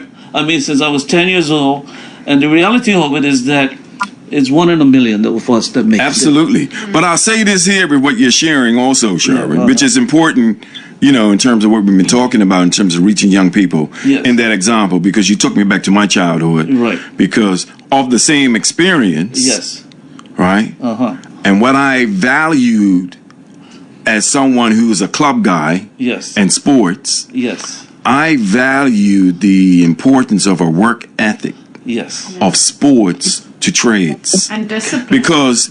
I'm glad you brought that up, Katia, because I grew up and I know North Village is a model club of this here. Yes, indeed. Right? Where growing up, of our fundraisers for trips and all of that there, now we had to paint the club. I learned paint, car wash. I'm talking about car wash, but I'm talking digging trenches. Yes. Yeah, taking care of it. Just some of the maintenance issues around the club in preparation for a trip and a tour. Yes. Right? Teaching that ethic, Gavin, that you're talking about. Right? And let me just say this. Gavin showed us, ladies and gentlemen, a beautiful picture. How old? Cute. 2.5. 2.5-year-old on top of a roof, Her mother's roof, her mother's roof, while I'm fixing the crack. painting it. They're fixing the crack. Oh, she was fixing the crack. Helping me fix And I'm going to use it. I'm saying this here, Gavin. I'm saying this here. That's what I'm talking about. But who knows about it? See, if you didn't show it, we wouldn't know about it. I'm saying that's your motivation, Gavin. You see what I'm saying? Yes. You're talking about the motivation for our children, the motivation for our parents. No, let our people see that 2-year-old on top of the rooftop. And I bet you that child, you talk to that child for is that the only time she's been on top? Anytime. Only time? I bet you she'll go up again. All right? Take her another year or two. She sees her neighborhood from a different vantage point. Talk to her and ask her, what you see? But Dr. Lou, I'm only sharing with my granddaughter what my father and my grandfather shared with me. Bottom line, Okay. that's my point. That's you just answered your own question about how you just answered your own question, Gavin, of how we reach parents and our children. Ask Right? Shervin. That's how we begin Ask to do it. Shervin. I ain't gotta ask Shervin anything. I already know, man. I know. Caller, it's your turn, caller. We're getting hot in here. Ask Kevin how she gallops around on a horse now. See? Oh. Anyway, so, good evening, Dr. Lou, Good. and to your distinguished guest. Yes, sir. Yeah, we're having some fun. This is not gonna be the last time, brother. I can tell you that. Kevin isn't our only family, but he's also my best friend. So, All right. I have a solution that I think the government is trying to put in place, in fact. I've cried out for years about the importance of introducing children as young as possible to the trade. Mm-hmm. And I'm glad that you mentioned that Bermuda College is too late. It's too late. It's too late. Because one of the things we all have in common from back in the tech days or the St. George's tech days or the Word tech days or the Sam's days is that we were introduced to the trade and hotel technology, secretarial. Whether you wanted it to or not. Right. You were made to at least try all 4 and decide on one. No, try all 5, but decide on one. We had that too. Right? Well, And you were encouraged to do 2. Yeah. But Yeah. this is in reality. Of course, we reached a point where we can go on day release. But more importantly, we as an adult, whether we went to university or not, we had a trade to fall back on. Yeah. I was raised doing body work and spray paint. So, in reality, if I didn't make it as a graphic designer, I could fall back on that. Ironically, I chose to go deep into the horse world. That was my choice. That was my innovative self. But I'm saying all that to say this. We need to find a way to get these children introduced early, because I notice when I have a child with me that is 12 years old, he is more receptive to learning than a child that's 16 years old, who seems like he takes a longer time to digest information. The only time he is excellent is when he's been in my program all along. And that's the reality. And that's the advantage that young Gavin will have. He's being exposed all along. Absolutely. Very important and exposed early.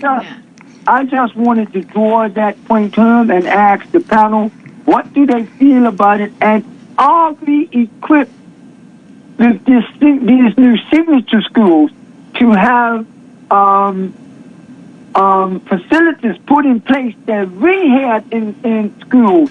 Because I felt that some of that money we received with the corporate insurance, some of that funding should have been towards developing the infrastructure. It's still early. It's still early. Yeah. But that's not lost. That's not lost. It's still early to do that. Yeah. I appreciate you, brother. Dwight, you want to respond to that? Mike, you're not talking about that $8 million, $9 million that yeah. I don't know if you're talking about that money. Yeah. He's talking about that money. But he's talking about that money and more money. Man, he's talking about what's coming out of that corporate tax. Oh, I got you. But there was some consultants that came in that I think they gave us a 6 for a 9. But nevertheless, there you go. And it wasn't even cop match. Go ahead, Mike. I'm full of jokes tonight, but the age. I think the age is critical. I think if teaching fraternity can perhaps reinvigorate themselves, change their pedagogy style to perhaps make that hook and eye comparison or connection with why we're doing math or why we're doing science or why we're take them out into the community. Take them more out of your classroom. Have class outside. I have a theory. I see you get. I have a belief, educational philosophy in Bermuda.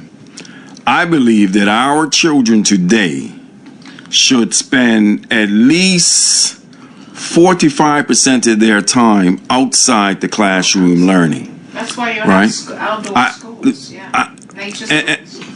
Here's the theory. The island is our laboratory. The island is our laboratory. Our children today, and it gets back to you saying, like I said, I'm being real, Dwight. Not all of our teachers are equipped. Let me be fair. Coach Dill, Coach Black, let's be fair. Yep. You got to know, that's why I'm saying it's not about what position you're in. It's about repositioning. That's leadership. And also they're being limited.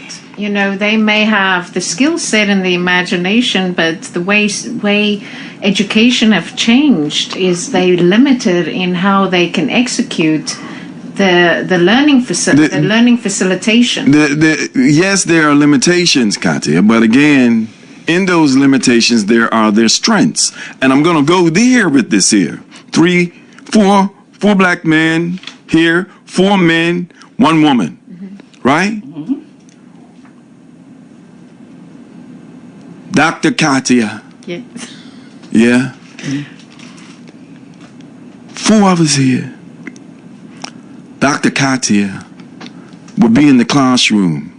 She would be predominant in our schools as a woman and as a white woman in our schools. Our schools dominated by women. No fault of theirs. Right? Is a measure of the profession itself today. We don't have the balance of what we grew up with. No. But we do have the balance available to us. If, I'm going using you guys, if we are open, Gavin wants to clean out all the department. No. I'm saying create balance within the department, right? And the balance is this here.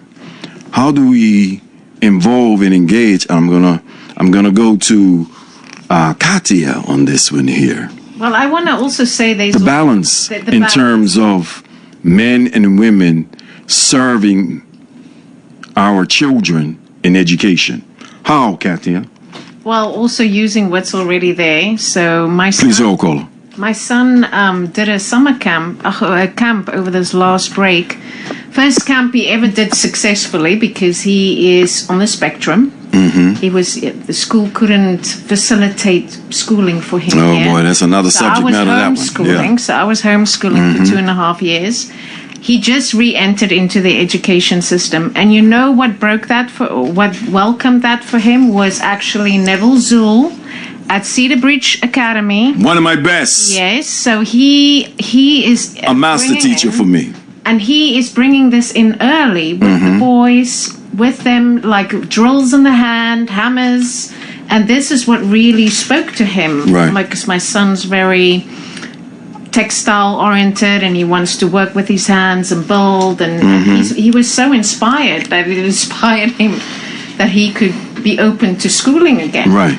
And so, and the thing is, Neville shared with me also what he's wanted to birth forward, but then it's just not, or bring forward and implement, but having the support and the resources to bring this fully into play. Which is important, Katia, but I'll say, but the argument of limitation of the subject matter is there aren't enough Nevilles. Yeah. So we want to create. When I say there aren't enough Nevilles, meaning men who are teachers to create balance. Yeah. However, with Gavin Black and Sherwin Deal and Dwight Jackson here and all the other, I'm gonna say, I don't know if it's gonna be predominantly men at the trade fair symposium as master tradesmen or tradespersons, right? But I will say this here, and it gets at what you're looking for, Gavin. What am I looking for? You're looking for more of the tradespeople, right? Engaged and involved in the educational development of our children, right? And we have to design a curriculum,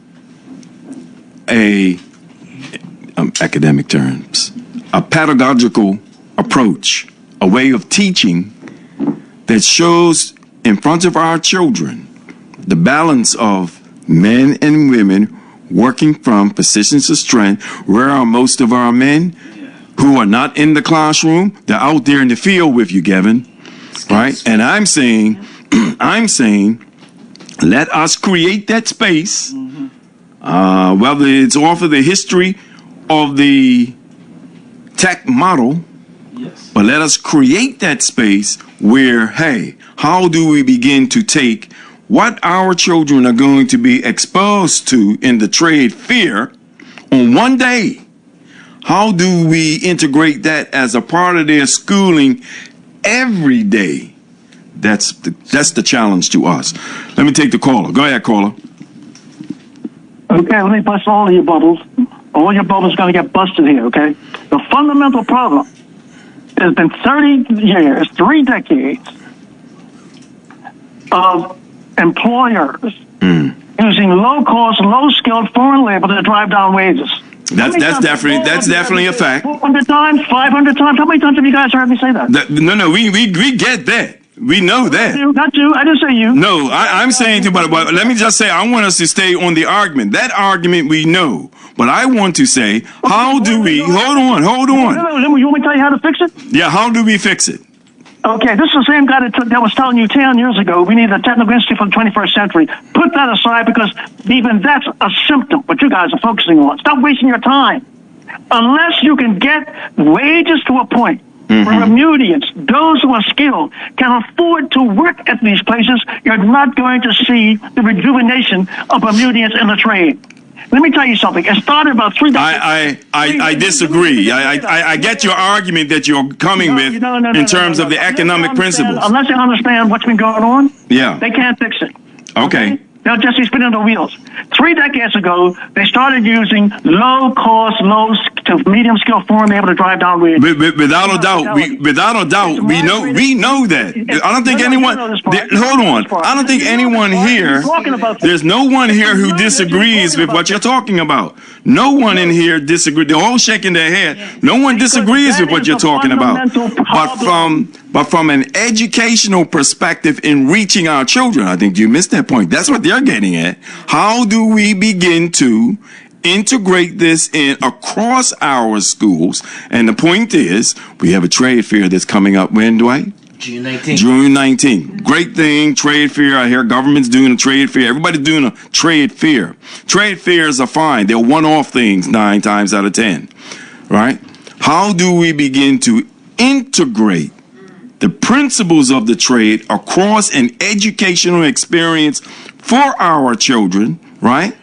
That integrates into what Mr. Commission is talking about in terms of balancing out, in terms of the financial literacy that goes with it, but also speaking that also speaks to the inequities that we see imposed upon us. There's that term, Lou. That's not the term, Lou. Look, let me tell you something, right? The bottom line is, unless you can have your government step in to stop the practice of Bermuda employers using low to medium skilled foreign labor to drive down wages, that's what's created the headwind for the last 3 decades. You don't think that when we guys were growing up back at 3-4 decades ago, I think again, you're talking everyone here agrees with your argument, but I don't think it's the argument that's on the table. It's not the argument that's on the table. Everyone agrees to that argument. Everyone agrees to that argument. One of the key things of why, and let me educate you on why the trades are no longer or disappeared, especially for black people in education. Why? Right? Tell me why. Because if you go to the reforms of the 70s, I don't care if it's Bermuda, Canada, England, or America, or the Caribbean, right? Where the trades were very significant in terms of the schooling experience, it was removed. Okay. It was deliberately removed.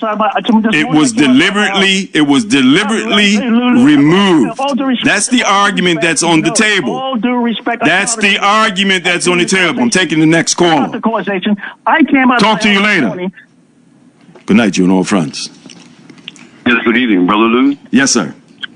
Yeah, Lou, we're looking for solutions, right? That's what we're dealing with.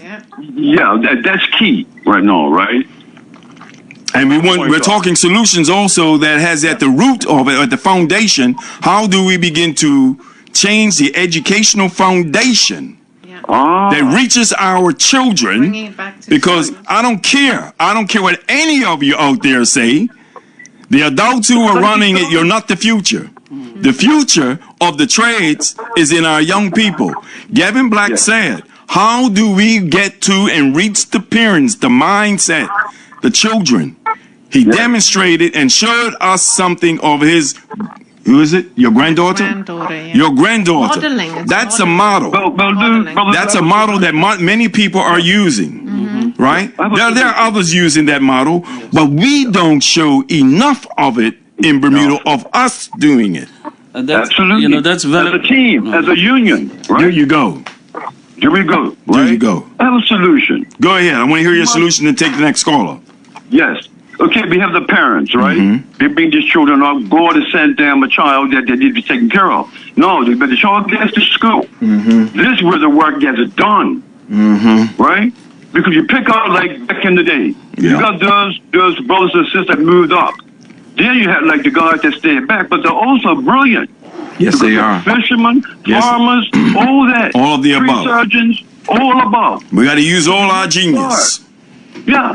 Yeah. We must start from the other ones, and it's chaos. We see what's happening now. Let's use all of our genius. That's the appeal that's around this table. We must come together and deal with this. It's easy because God sent us this message. But this show. Well, Anyway, God has sent us the message, and so I'm gonna, given that God is speaking to me right now, right?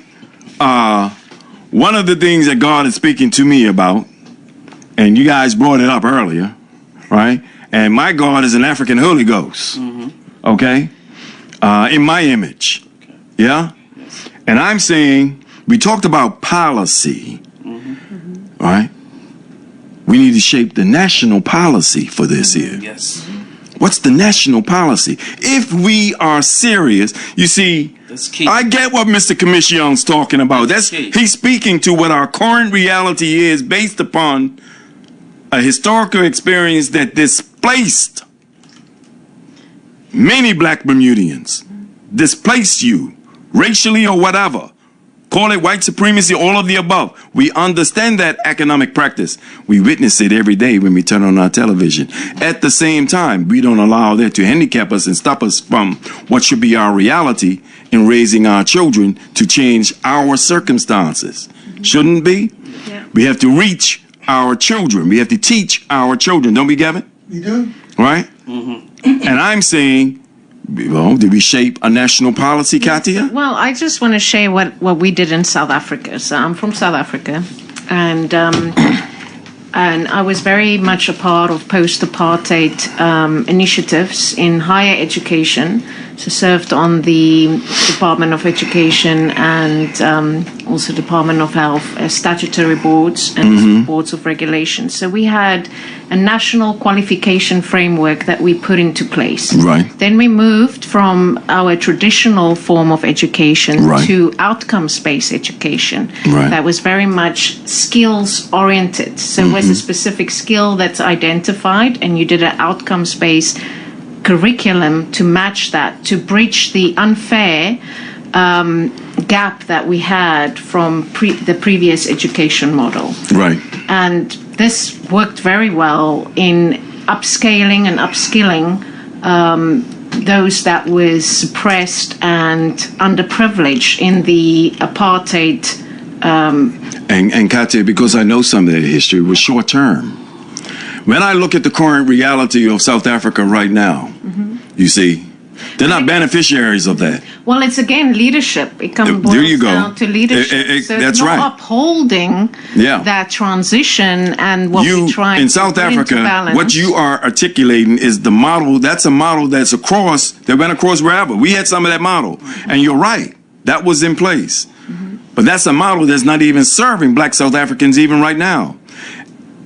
You mentioned earlier, prior, you say people say that Little Bermuda sometimes is like little South Africa. We hear that. Well, many of us grew up with that history. Yeah? And our connections to the Boer Wars and all of that stuff. Yeah? You want to read this? You read it. It's from my daughter. This from your daughter? Tech will be good, but the foundation of work ethic is work ethic is gone. That's gonna be another show. I can tell you that one. Teach them skills, but they gotta show up. Who's they? I just keep it real. We, Black Bermuda, I'm gonna start with us.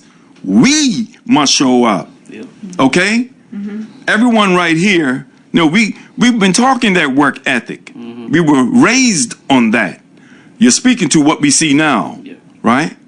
And part of what we see now, as we see many of our people take the flight, which correlates to what Rolf is talking about, they're taking the flight because they don't see the greater possibilities in their own country.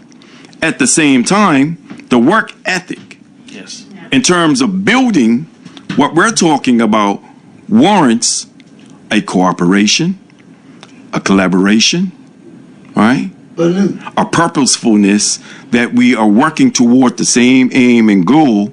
And I said a national policy. You see, we like to use term national this, national that, but not exercise a cohesive national identity toward the same aim and goal because, that's Ollie Black's child. He's got it. Why bother? Go ahead. Something? Yeah. The government needs to Please hold, caller. The government needs to be implicit, right, with regards to what we're trying to achieve here. They need to be involved, deeply involved. Okay. A lot of people don't know. The Bermuda College. That's where the national policy comes into play. The Bermuda College has a TAC hall. Yeah. Okay?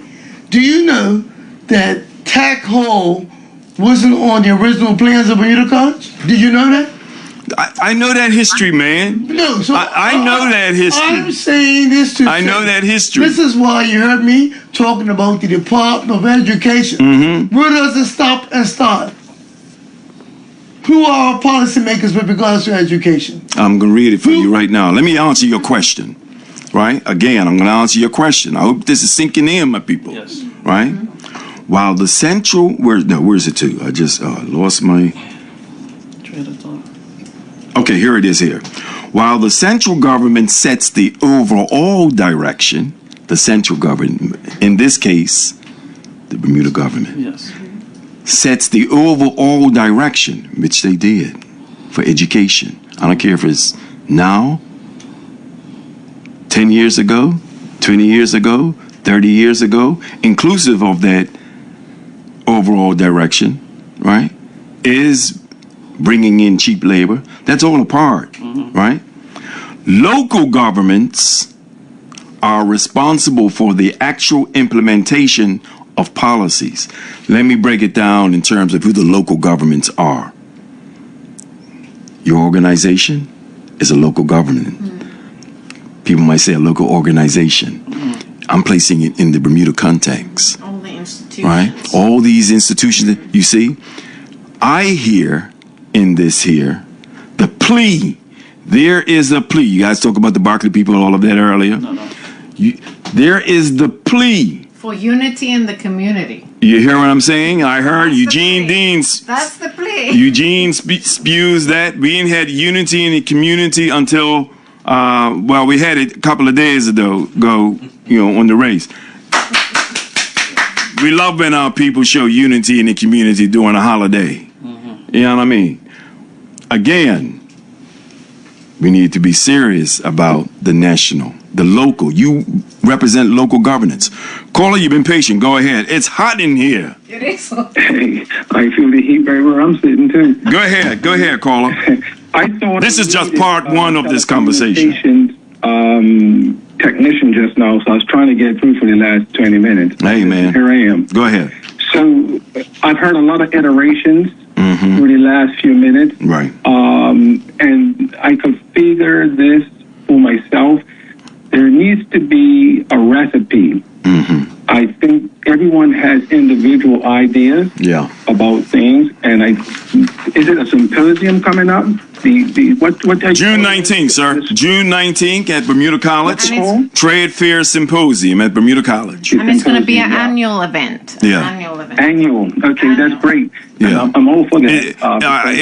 It's going to be an annual. It's going to be an annual showcase. That's what it is. It's nothing more than a showcase.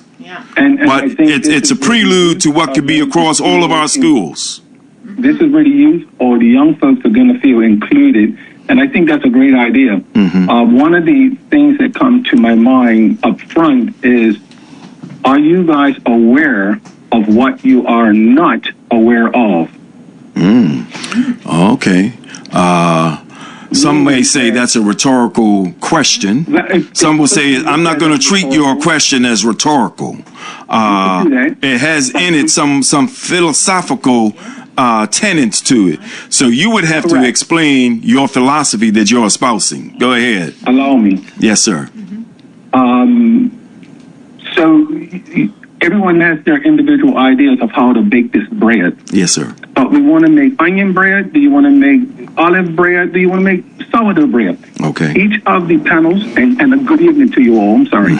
Each of the panel members there have ideas, and I think they're all great. I think the importance that we have to get at is the focus of the trade school, what we left behind. We won't get it back, but do we have a design in place of what we want our new trade school to look like? Yes, we do. Yes, we do. Establish here. Some of it was spoken to here tonight. I think we need to be probably a bit more descriptively clear with it. But tenets of it were spoken to tonight. I would say so. Yes. I got in late, but so that's great. But do you know what's missing out there?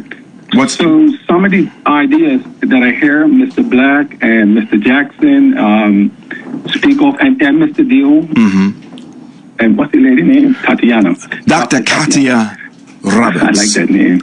I like the name, Katia. Listen, and what I hear a lot of everyone talking there. Go ahead. And these are individual ideas, and that's great. But the key factor here is family. I hear sports being introduced to this. Yes, sir. And I think the word, and so off the top of my head, yes, sir. I think the word club might need to be reintroduced or taken out. Because the connotations to the word club doesn't really resonate with forward thinking. It resonates with things that are happening today. Well, I see what you're talking about, but it's all in the presentation. And that's just a small matter, the word club. But that a lot of the iterations that I hear coming from each of you is this is what's happening, and we keep. And the guy that said something earlier reminded me that we do keep hearing a lot of this is what's happening. I think we need to put some framework to something. I appreciate you saying that. Thematic, but also what I said earlier, let's find out what we don't know. Yeah. Because you need to Let's find out what we don't know. what we don't know. Do you know what we don't know? That was my Okay. thing. Do you know? You got a lot of the youth out there that, for one reason or another, are not taking up these trades. Yeah. Well, we would like You to. could introduce it. You could walk. What's it? The same old adage: walk a horse to water, but you can't make him drink. Yeah. I want to figure out how to make him drink. Okay. We're gonna quench your thirst as we sum up, because I appreciate what you said, because it moves us to really shape the action plan.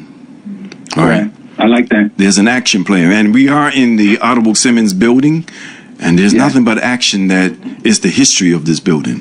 Thank you. You know, one of the reasons why I got off of one or two boards is that we met once a month, and if you got forum of 12 to 15 people, and it goes around the room, what did you do? What was your action plan? Did you do? And everybody would say, I'll refer to the next 30 days. Yeah, a lot of talk that moves nowhere. Yeah, and we kept going around circles, so I had to. I got you. But I'm going to listen over air. Appreciate you. Yeah. I think, Kathy, you had something to say. Yeah, I just wanted to add a comment to that we want to welcome questions like these at the Trades Fair Symposium to come give us collaboration and feedback from the community as to, and even from the youths and the students, as to why they feel this is missing, or they've not had interest in this, or what the solutions can be. So we would love to engage the community in a larger conversation in that way as well. So let me ask you this here, all of you, with what Katia just mentioned, right? Because this is an Achilles heel of us in Bermuda, with what you just talked about. Oh, okay. Okay. People don't collaborate? Well, no, we get collaborations. You know, there's a lot of talk. You know, we collaborate. Well, it becomes lip service because, Kathy, we don't record, notate, write down the solutions. That's what AI is for. Well, AI is not for that. Kathy, we were, we were right there, Kathy, until you said that. Because I'm an AI person. And I'm an AI person with a different lens, because I do not substitute my mind for AI. And I'm saying this from the perspective of, I asked this question at the Trade Fair Symposium. Will we, let me say we, this is for us.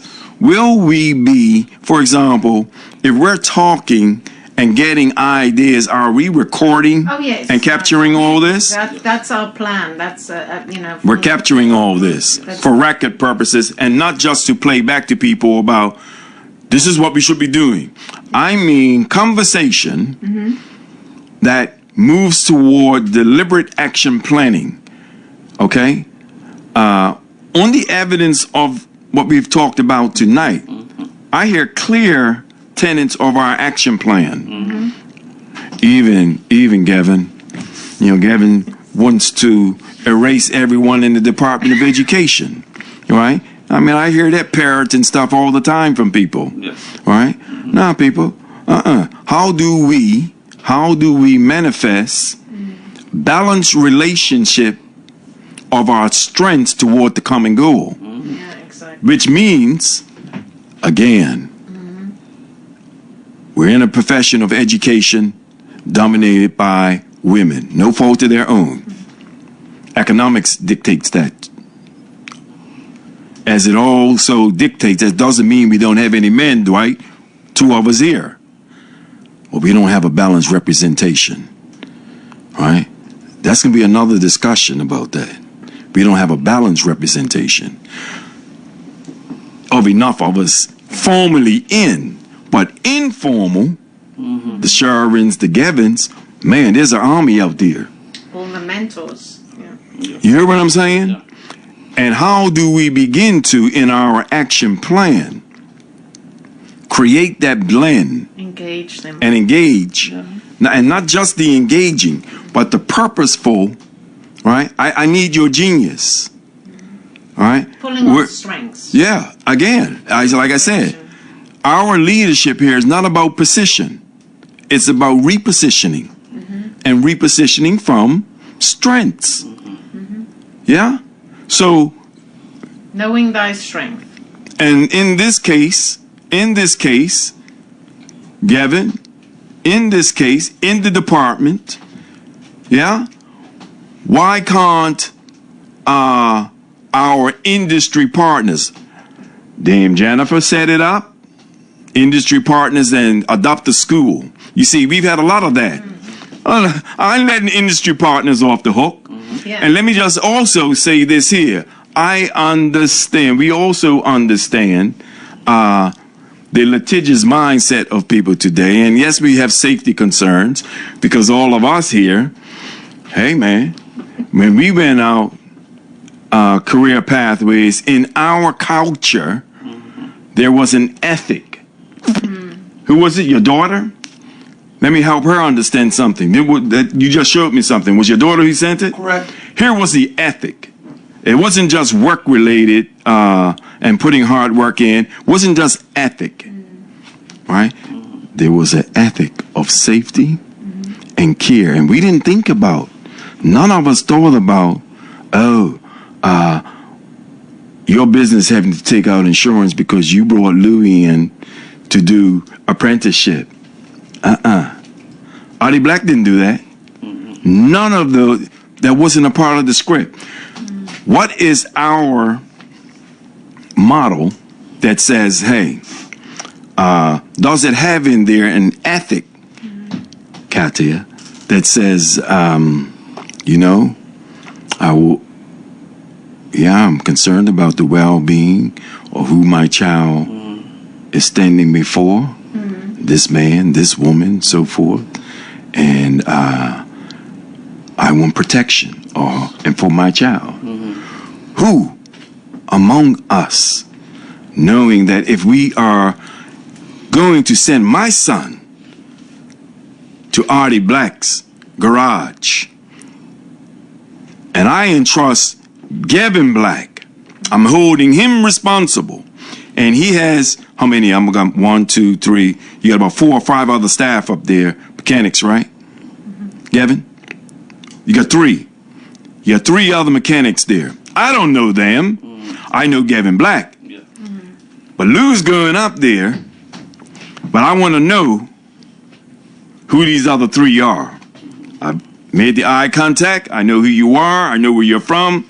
But I'm holding who responsible? Mr. Black. I'm holding Mr. Black responsible. You see, we have moved away from that. And so we would want to be more litigious. And we would say, this is in the construction industry, because we went there. I can call who in the construction industry, but we had some of this problem in career pathway. So career pathways fell by the wayside because, man, we got to keep thinking about this here. We can't send our children because you got to think. And I understand in this day and age where industry partners have to think about that protection. Why? Gavin, you made the claim in terms of reaching our parents, right? Because many are concerned, as they should be, but at the same time, they don't trust. They don't trust that, knowing that my child's going to be a part of this industry for a whole day or 2 days or so forth, right? What's protection is there for my child? Well, scars plays a role in that too. For some. Yeah, but there's also insurance protection of injury, all of that. Go ahead, Gavin. But the other thing is, right, okay, you know, we have got to find a way to motivate these young people. Stop, I can't. Motivate these young people. Hang on. You just gave me a model, man. You keep taking me back to the dark ages. You just had a model of how to motivate. Yes. I gave you a model, right? But are the writers listening, right? No. Your ears are listening. Your ears are listening. Your ears are listening. Your ears are listening. My ears are listening. So let's do it. Statement about the Department of Education.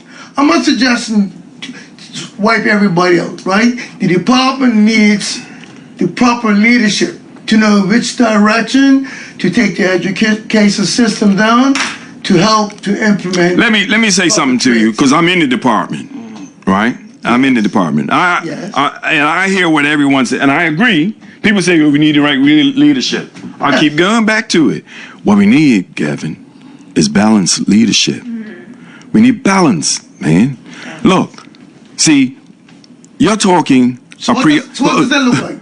Well, again, let me qualify what I'm saying when I say we have to move from leadership position to leadership repositioning. You see, we have our people who are very fetish with a title. It's ego-driven. Call it what you want, Katia. We have a people who, and not just in education, it's across Bermuda, by the way, right? Matter of fact, look, people, it's no secret. You know, they did something in the United States and compared their politicians to China's, right? Majority of America's politicians are what? Lawyers. Right? Most of them are business persons and lawyers. In China, most of their leaders are engineers. Huh? Most of their leaders are engineers. Not to say that America doesn't have a few engineers in Congress. They do. But I'm raising this and placing it in the context of the argument that we have on the table of position and repositioning. So again, leadership position around titles. That's what our people like that. Repositioning means leadership from strength, Katia. Right? That says, that answers your call, Gavin. That answers your call that says, you got education officers down there for technology. You got education, you're using the department. I'm giving you examples. Education officer for mathematics, education officer for language arts, foreign language, education officers who are behaviorists, student services, all of that. You're saying, Gavin, hey, let's create a balance here. Let's have in the department those officers who bring that balance of the trades and technology. Who's our education officer engineering? Who's our education officer trades and skills? Yo, let me say this, right? Who's the education officers in your model? Okay, yeah, but let me say this, right? It's getting late. I mean, I could stay here all night on this subject matter. I know Mr. Deal's got to go. I eat this stuff for a living. Well, I can stay here all night. I know you can. Tomorrow, right? Go ahead. Let me say this, sir, right, okay? You know, we need people in the Department of Education that see the visions for the trades, right? And not to be stuck on academia. I have a degree in this. I've got a master's in that. Gavin, what are you certified in as a, what certifications you have? What certification? Answer my question. What certification? I'm speaking. Oh, okay. You're moving up. Look, man, I'm heated up, brother. You got to keep up with me, man. I am a certified automotive engineer. There you go. This is a certified. This is a certified what? Certified by the IMI. I don't care where you're certified. Listen to me. Sharon, he is certified where? Where did he get his certification from? Institute of the Motor Industry in the UK. There you go. There you go. So you went to some formal, right? Yes. Yeah. Yeah. So Dr. Luke. So I'm just placing things in context. Let me break it down. I respect you use the language of the tactile, hands-on, we like to say. Yeah? And then there's the academicians, head people. I'm a head guy. I'm a thinker. I'm a thinker. I'm a doer. But again, I'll say it again. I'm a doer from a position of strength. This is our individual strengths. I'm a doer from a position of strength. Ask me to do what Gavin does. No. Right? Do I know how to get there? Absolutely. I know how to. Do I want to? No. Do I know who to go to get it done for me? Absolutely. Have I positioned myself or repositioned myself in life to make sure I accrue enough capital to use my capital, and you use your sons to do what? Maintain that house. Because when I leave this, if this is your inheritance, you better know how to manage this, my man. Right? You get me? That's your model. So my point is that from all the discussions tonight, yes, one thing I would say for myself, Kant is not in my vocabulary. Absolutely not. Absolutely. We can fix it. In fact, absolutely. In fact, it is our remit to fix it. Responsibility. So you said earlier about recordings. For me, if we have a conversation or meeting and it's not minuted, it's meaningless. Yeah. Because that comes down to accountability. And what we understand is that if I go back to the symposium, what we understand, if nothing at all, that we all have a part to play. Right. And you know what?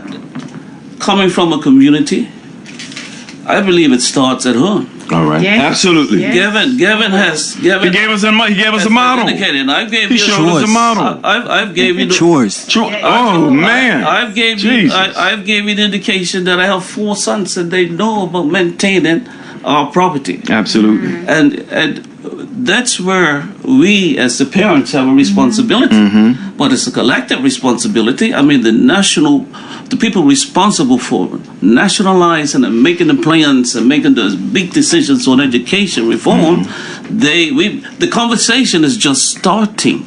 So here we are now, is that we know that we have to collectively work together. Yeah. This going back to the trade fair, we mentioned that it's the first and it's going to be an annual event. All right. And what we have to do is identify the issues, and instead of just idle talk, we got to. But this is there's no idle talk. It sounds like you're doing something that's action oriented. Right. So what we're talking about now is that this symposium, we're going to see stuff up there that is going to have another conversation. Okay, and I'm gonna say, Dwight, given that you have been the catalyst, right, the visionary, yeah, I'm gonna say post June 19th on all fronts, we will do part 2.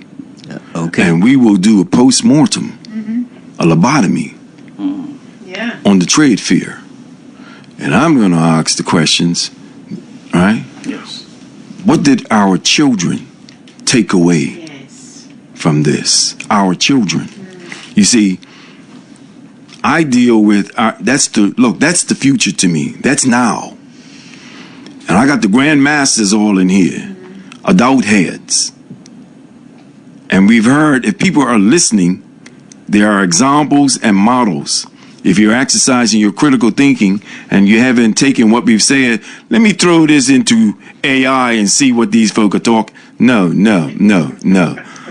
Have the conversation. Have the conversation. Trade Fair Symposium, June 19th. Yeah? We'll all be there. Yeah. We'll all be there. I'll be there in my curious, voyeuristic way of, okay, here's where we can take this. This is where we can take this. So we will do a post-mortem on all fronts of the trade fair. Could be some of the same people, or you bring new people in. Lou be back by the time, I'm sure. We'd have still been heard. Yeah, right? So, hey, another hour, Lou. Let's do this. Let's do this. Because, again, Gavin, and I'm focusing on you because what you're asking for can happen in terms of the balance of the Department of Education that is formal and the community Department of Education that is informal. Right? Can I say something? Of bringing those minds together to accomplish what you're talking about. Yeah. From the grassroots up. Well, we keep saying from the grassroots up. All I'm saying, people, hey, we all can get our fingers and hands dirty. But again, are you prepared for leadership repositioning from strengths, right, that says you must humble yourself. And I'm going to use what one of the callers In the middle of the said. Atlantic, there's Can we humble ourselves? Shut up, listen. Do you know what you don't know? And if I know what I don't know, I shut up and I listen to Gavin about what he knows that I don't know. You understand? And I would hope the same. Because I'm going to say, Kevin, you know this, but I want to take what you know and use what I know, which is my strength. I'm going to research what you know and what you've done. And I'm going to use my mind, right, to say, man, this is the strength of what you did. Research evidence. Oh, we're going to quantify this here, qualitative, we get all the good stories of what is, what isn't, all of that. But now we have the data. Yeah. Man. All things considered. Man. And out of that comes what? A new tech model for Bermuda. Thank you very much. Yeah? Awesome. I know you're still calling callers, but we're going to be patient. Dwight, you're the last caller. Yeah, the last thing I want to say is there was just a correction to what you had said about policy. Go ahead. Let's go a step further and make policy legislation. Absolutely. Yeah. Absolutely. Absolutely. We must. And I think that challenge comes from the people. And I know that there are some things out there, but not for what we're talking about. I'm telling you.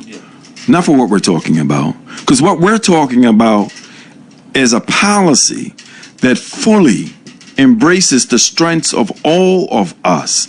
We know who we are, right? And as part of, I like what the caller said, do you know what we don't know or what you don't know? It's profound. That's profound. Yes. In other words, humble yourself, shut up, and listen to the strengths of the other person that's bringing a solution to what we all want. And can we collaborate, cooperate, and just smile a little and get it done?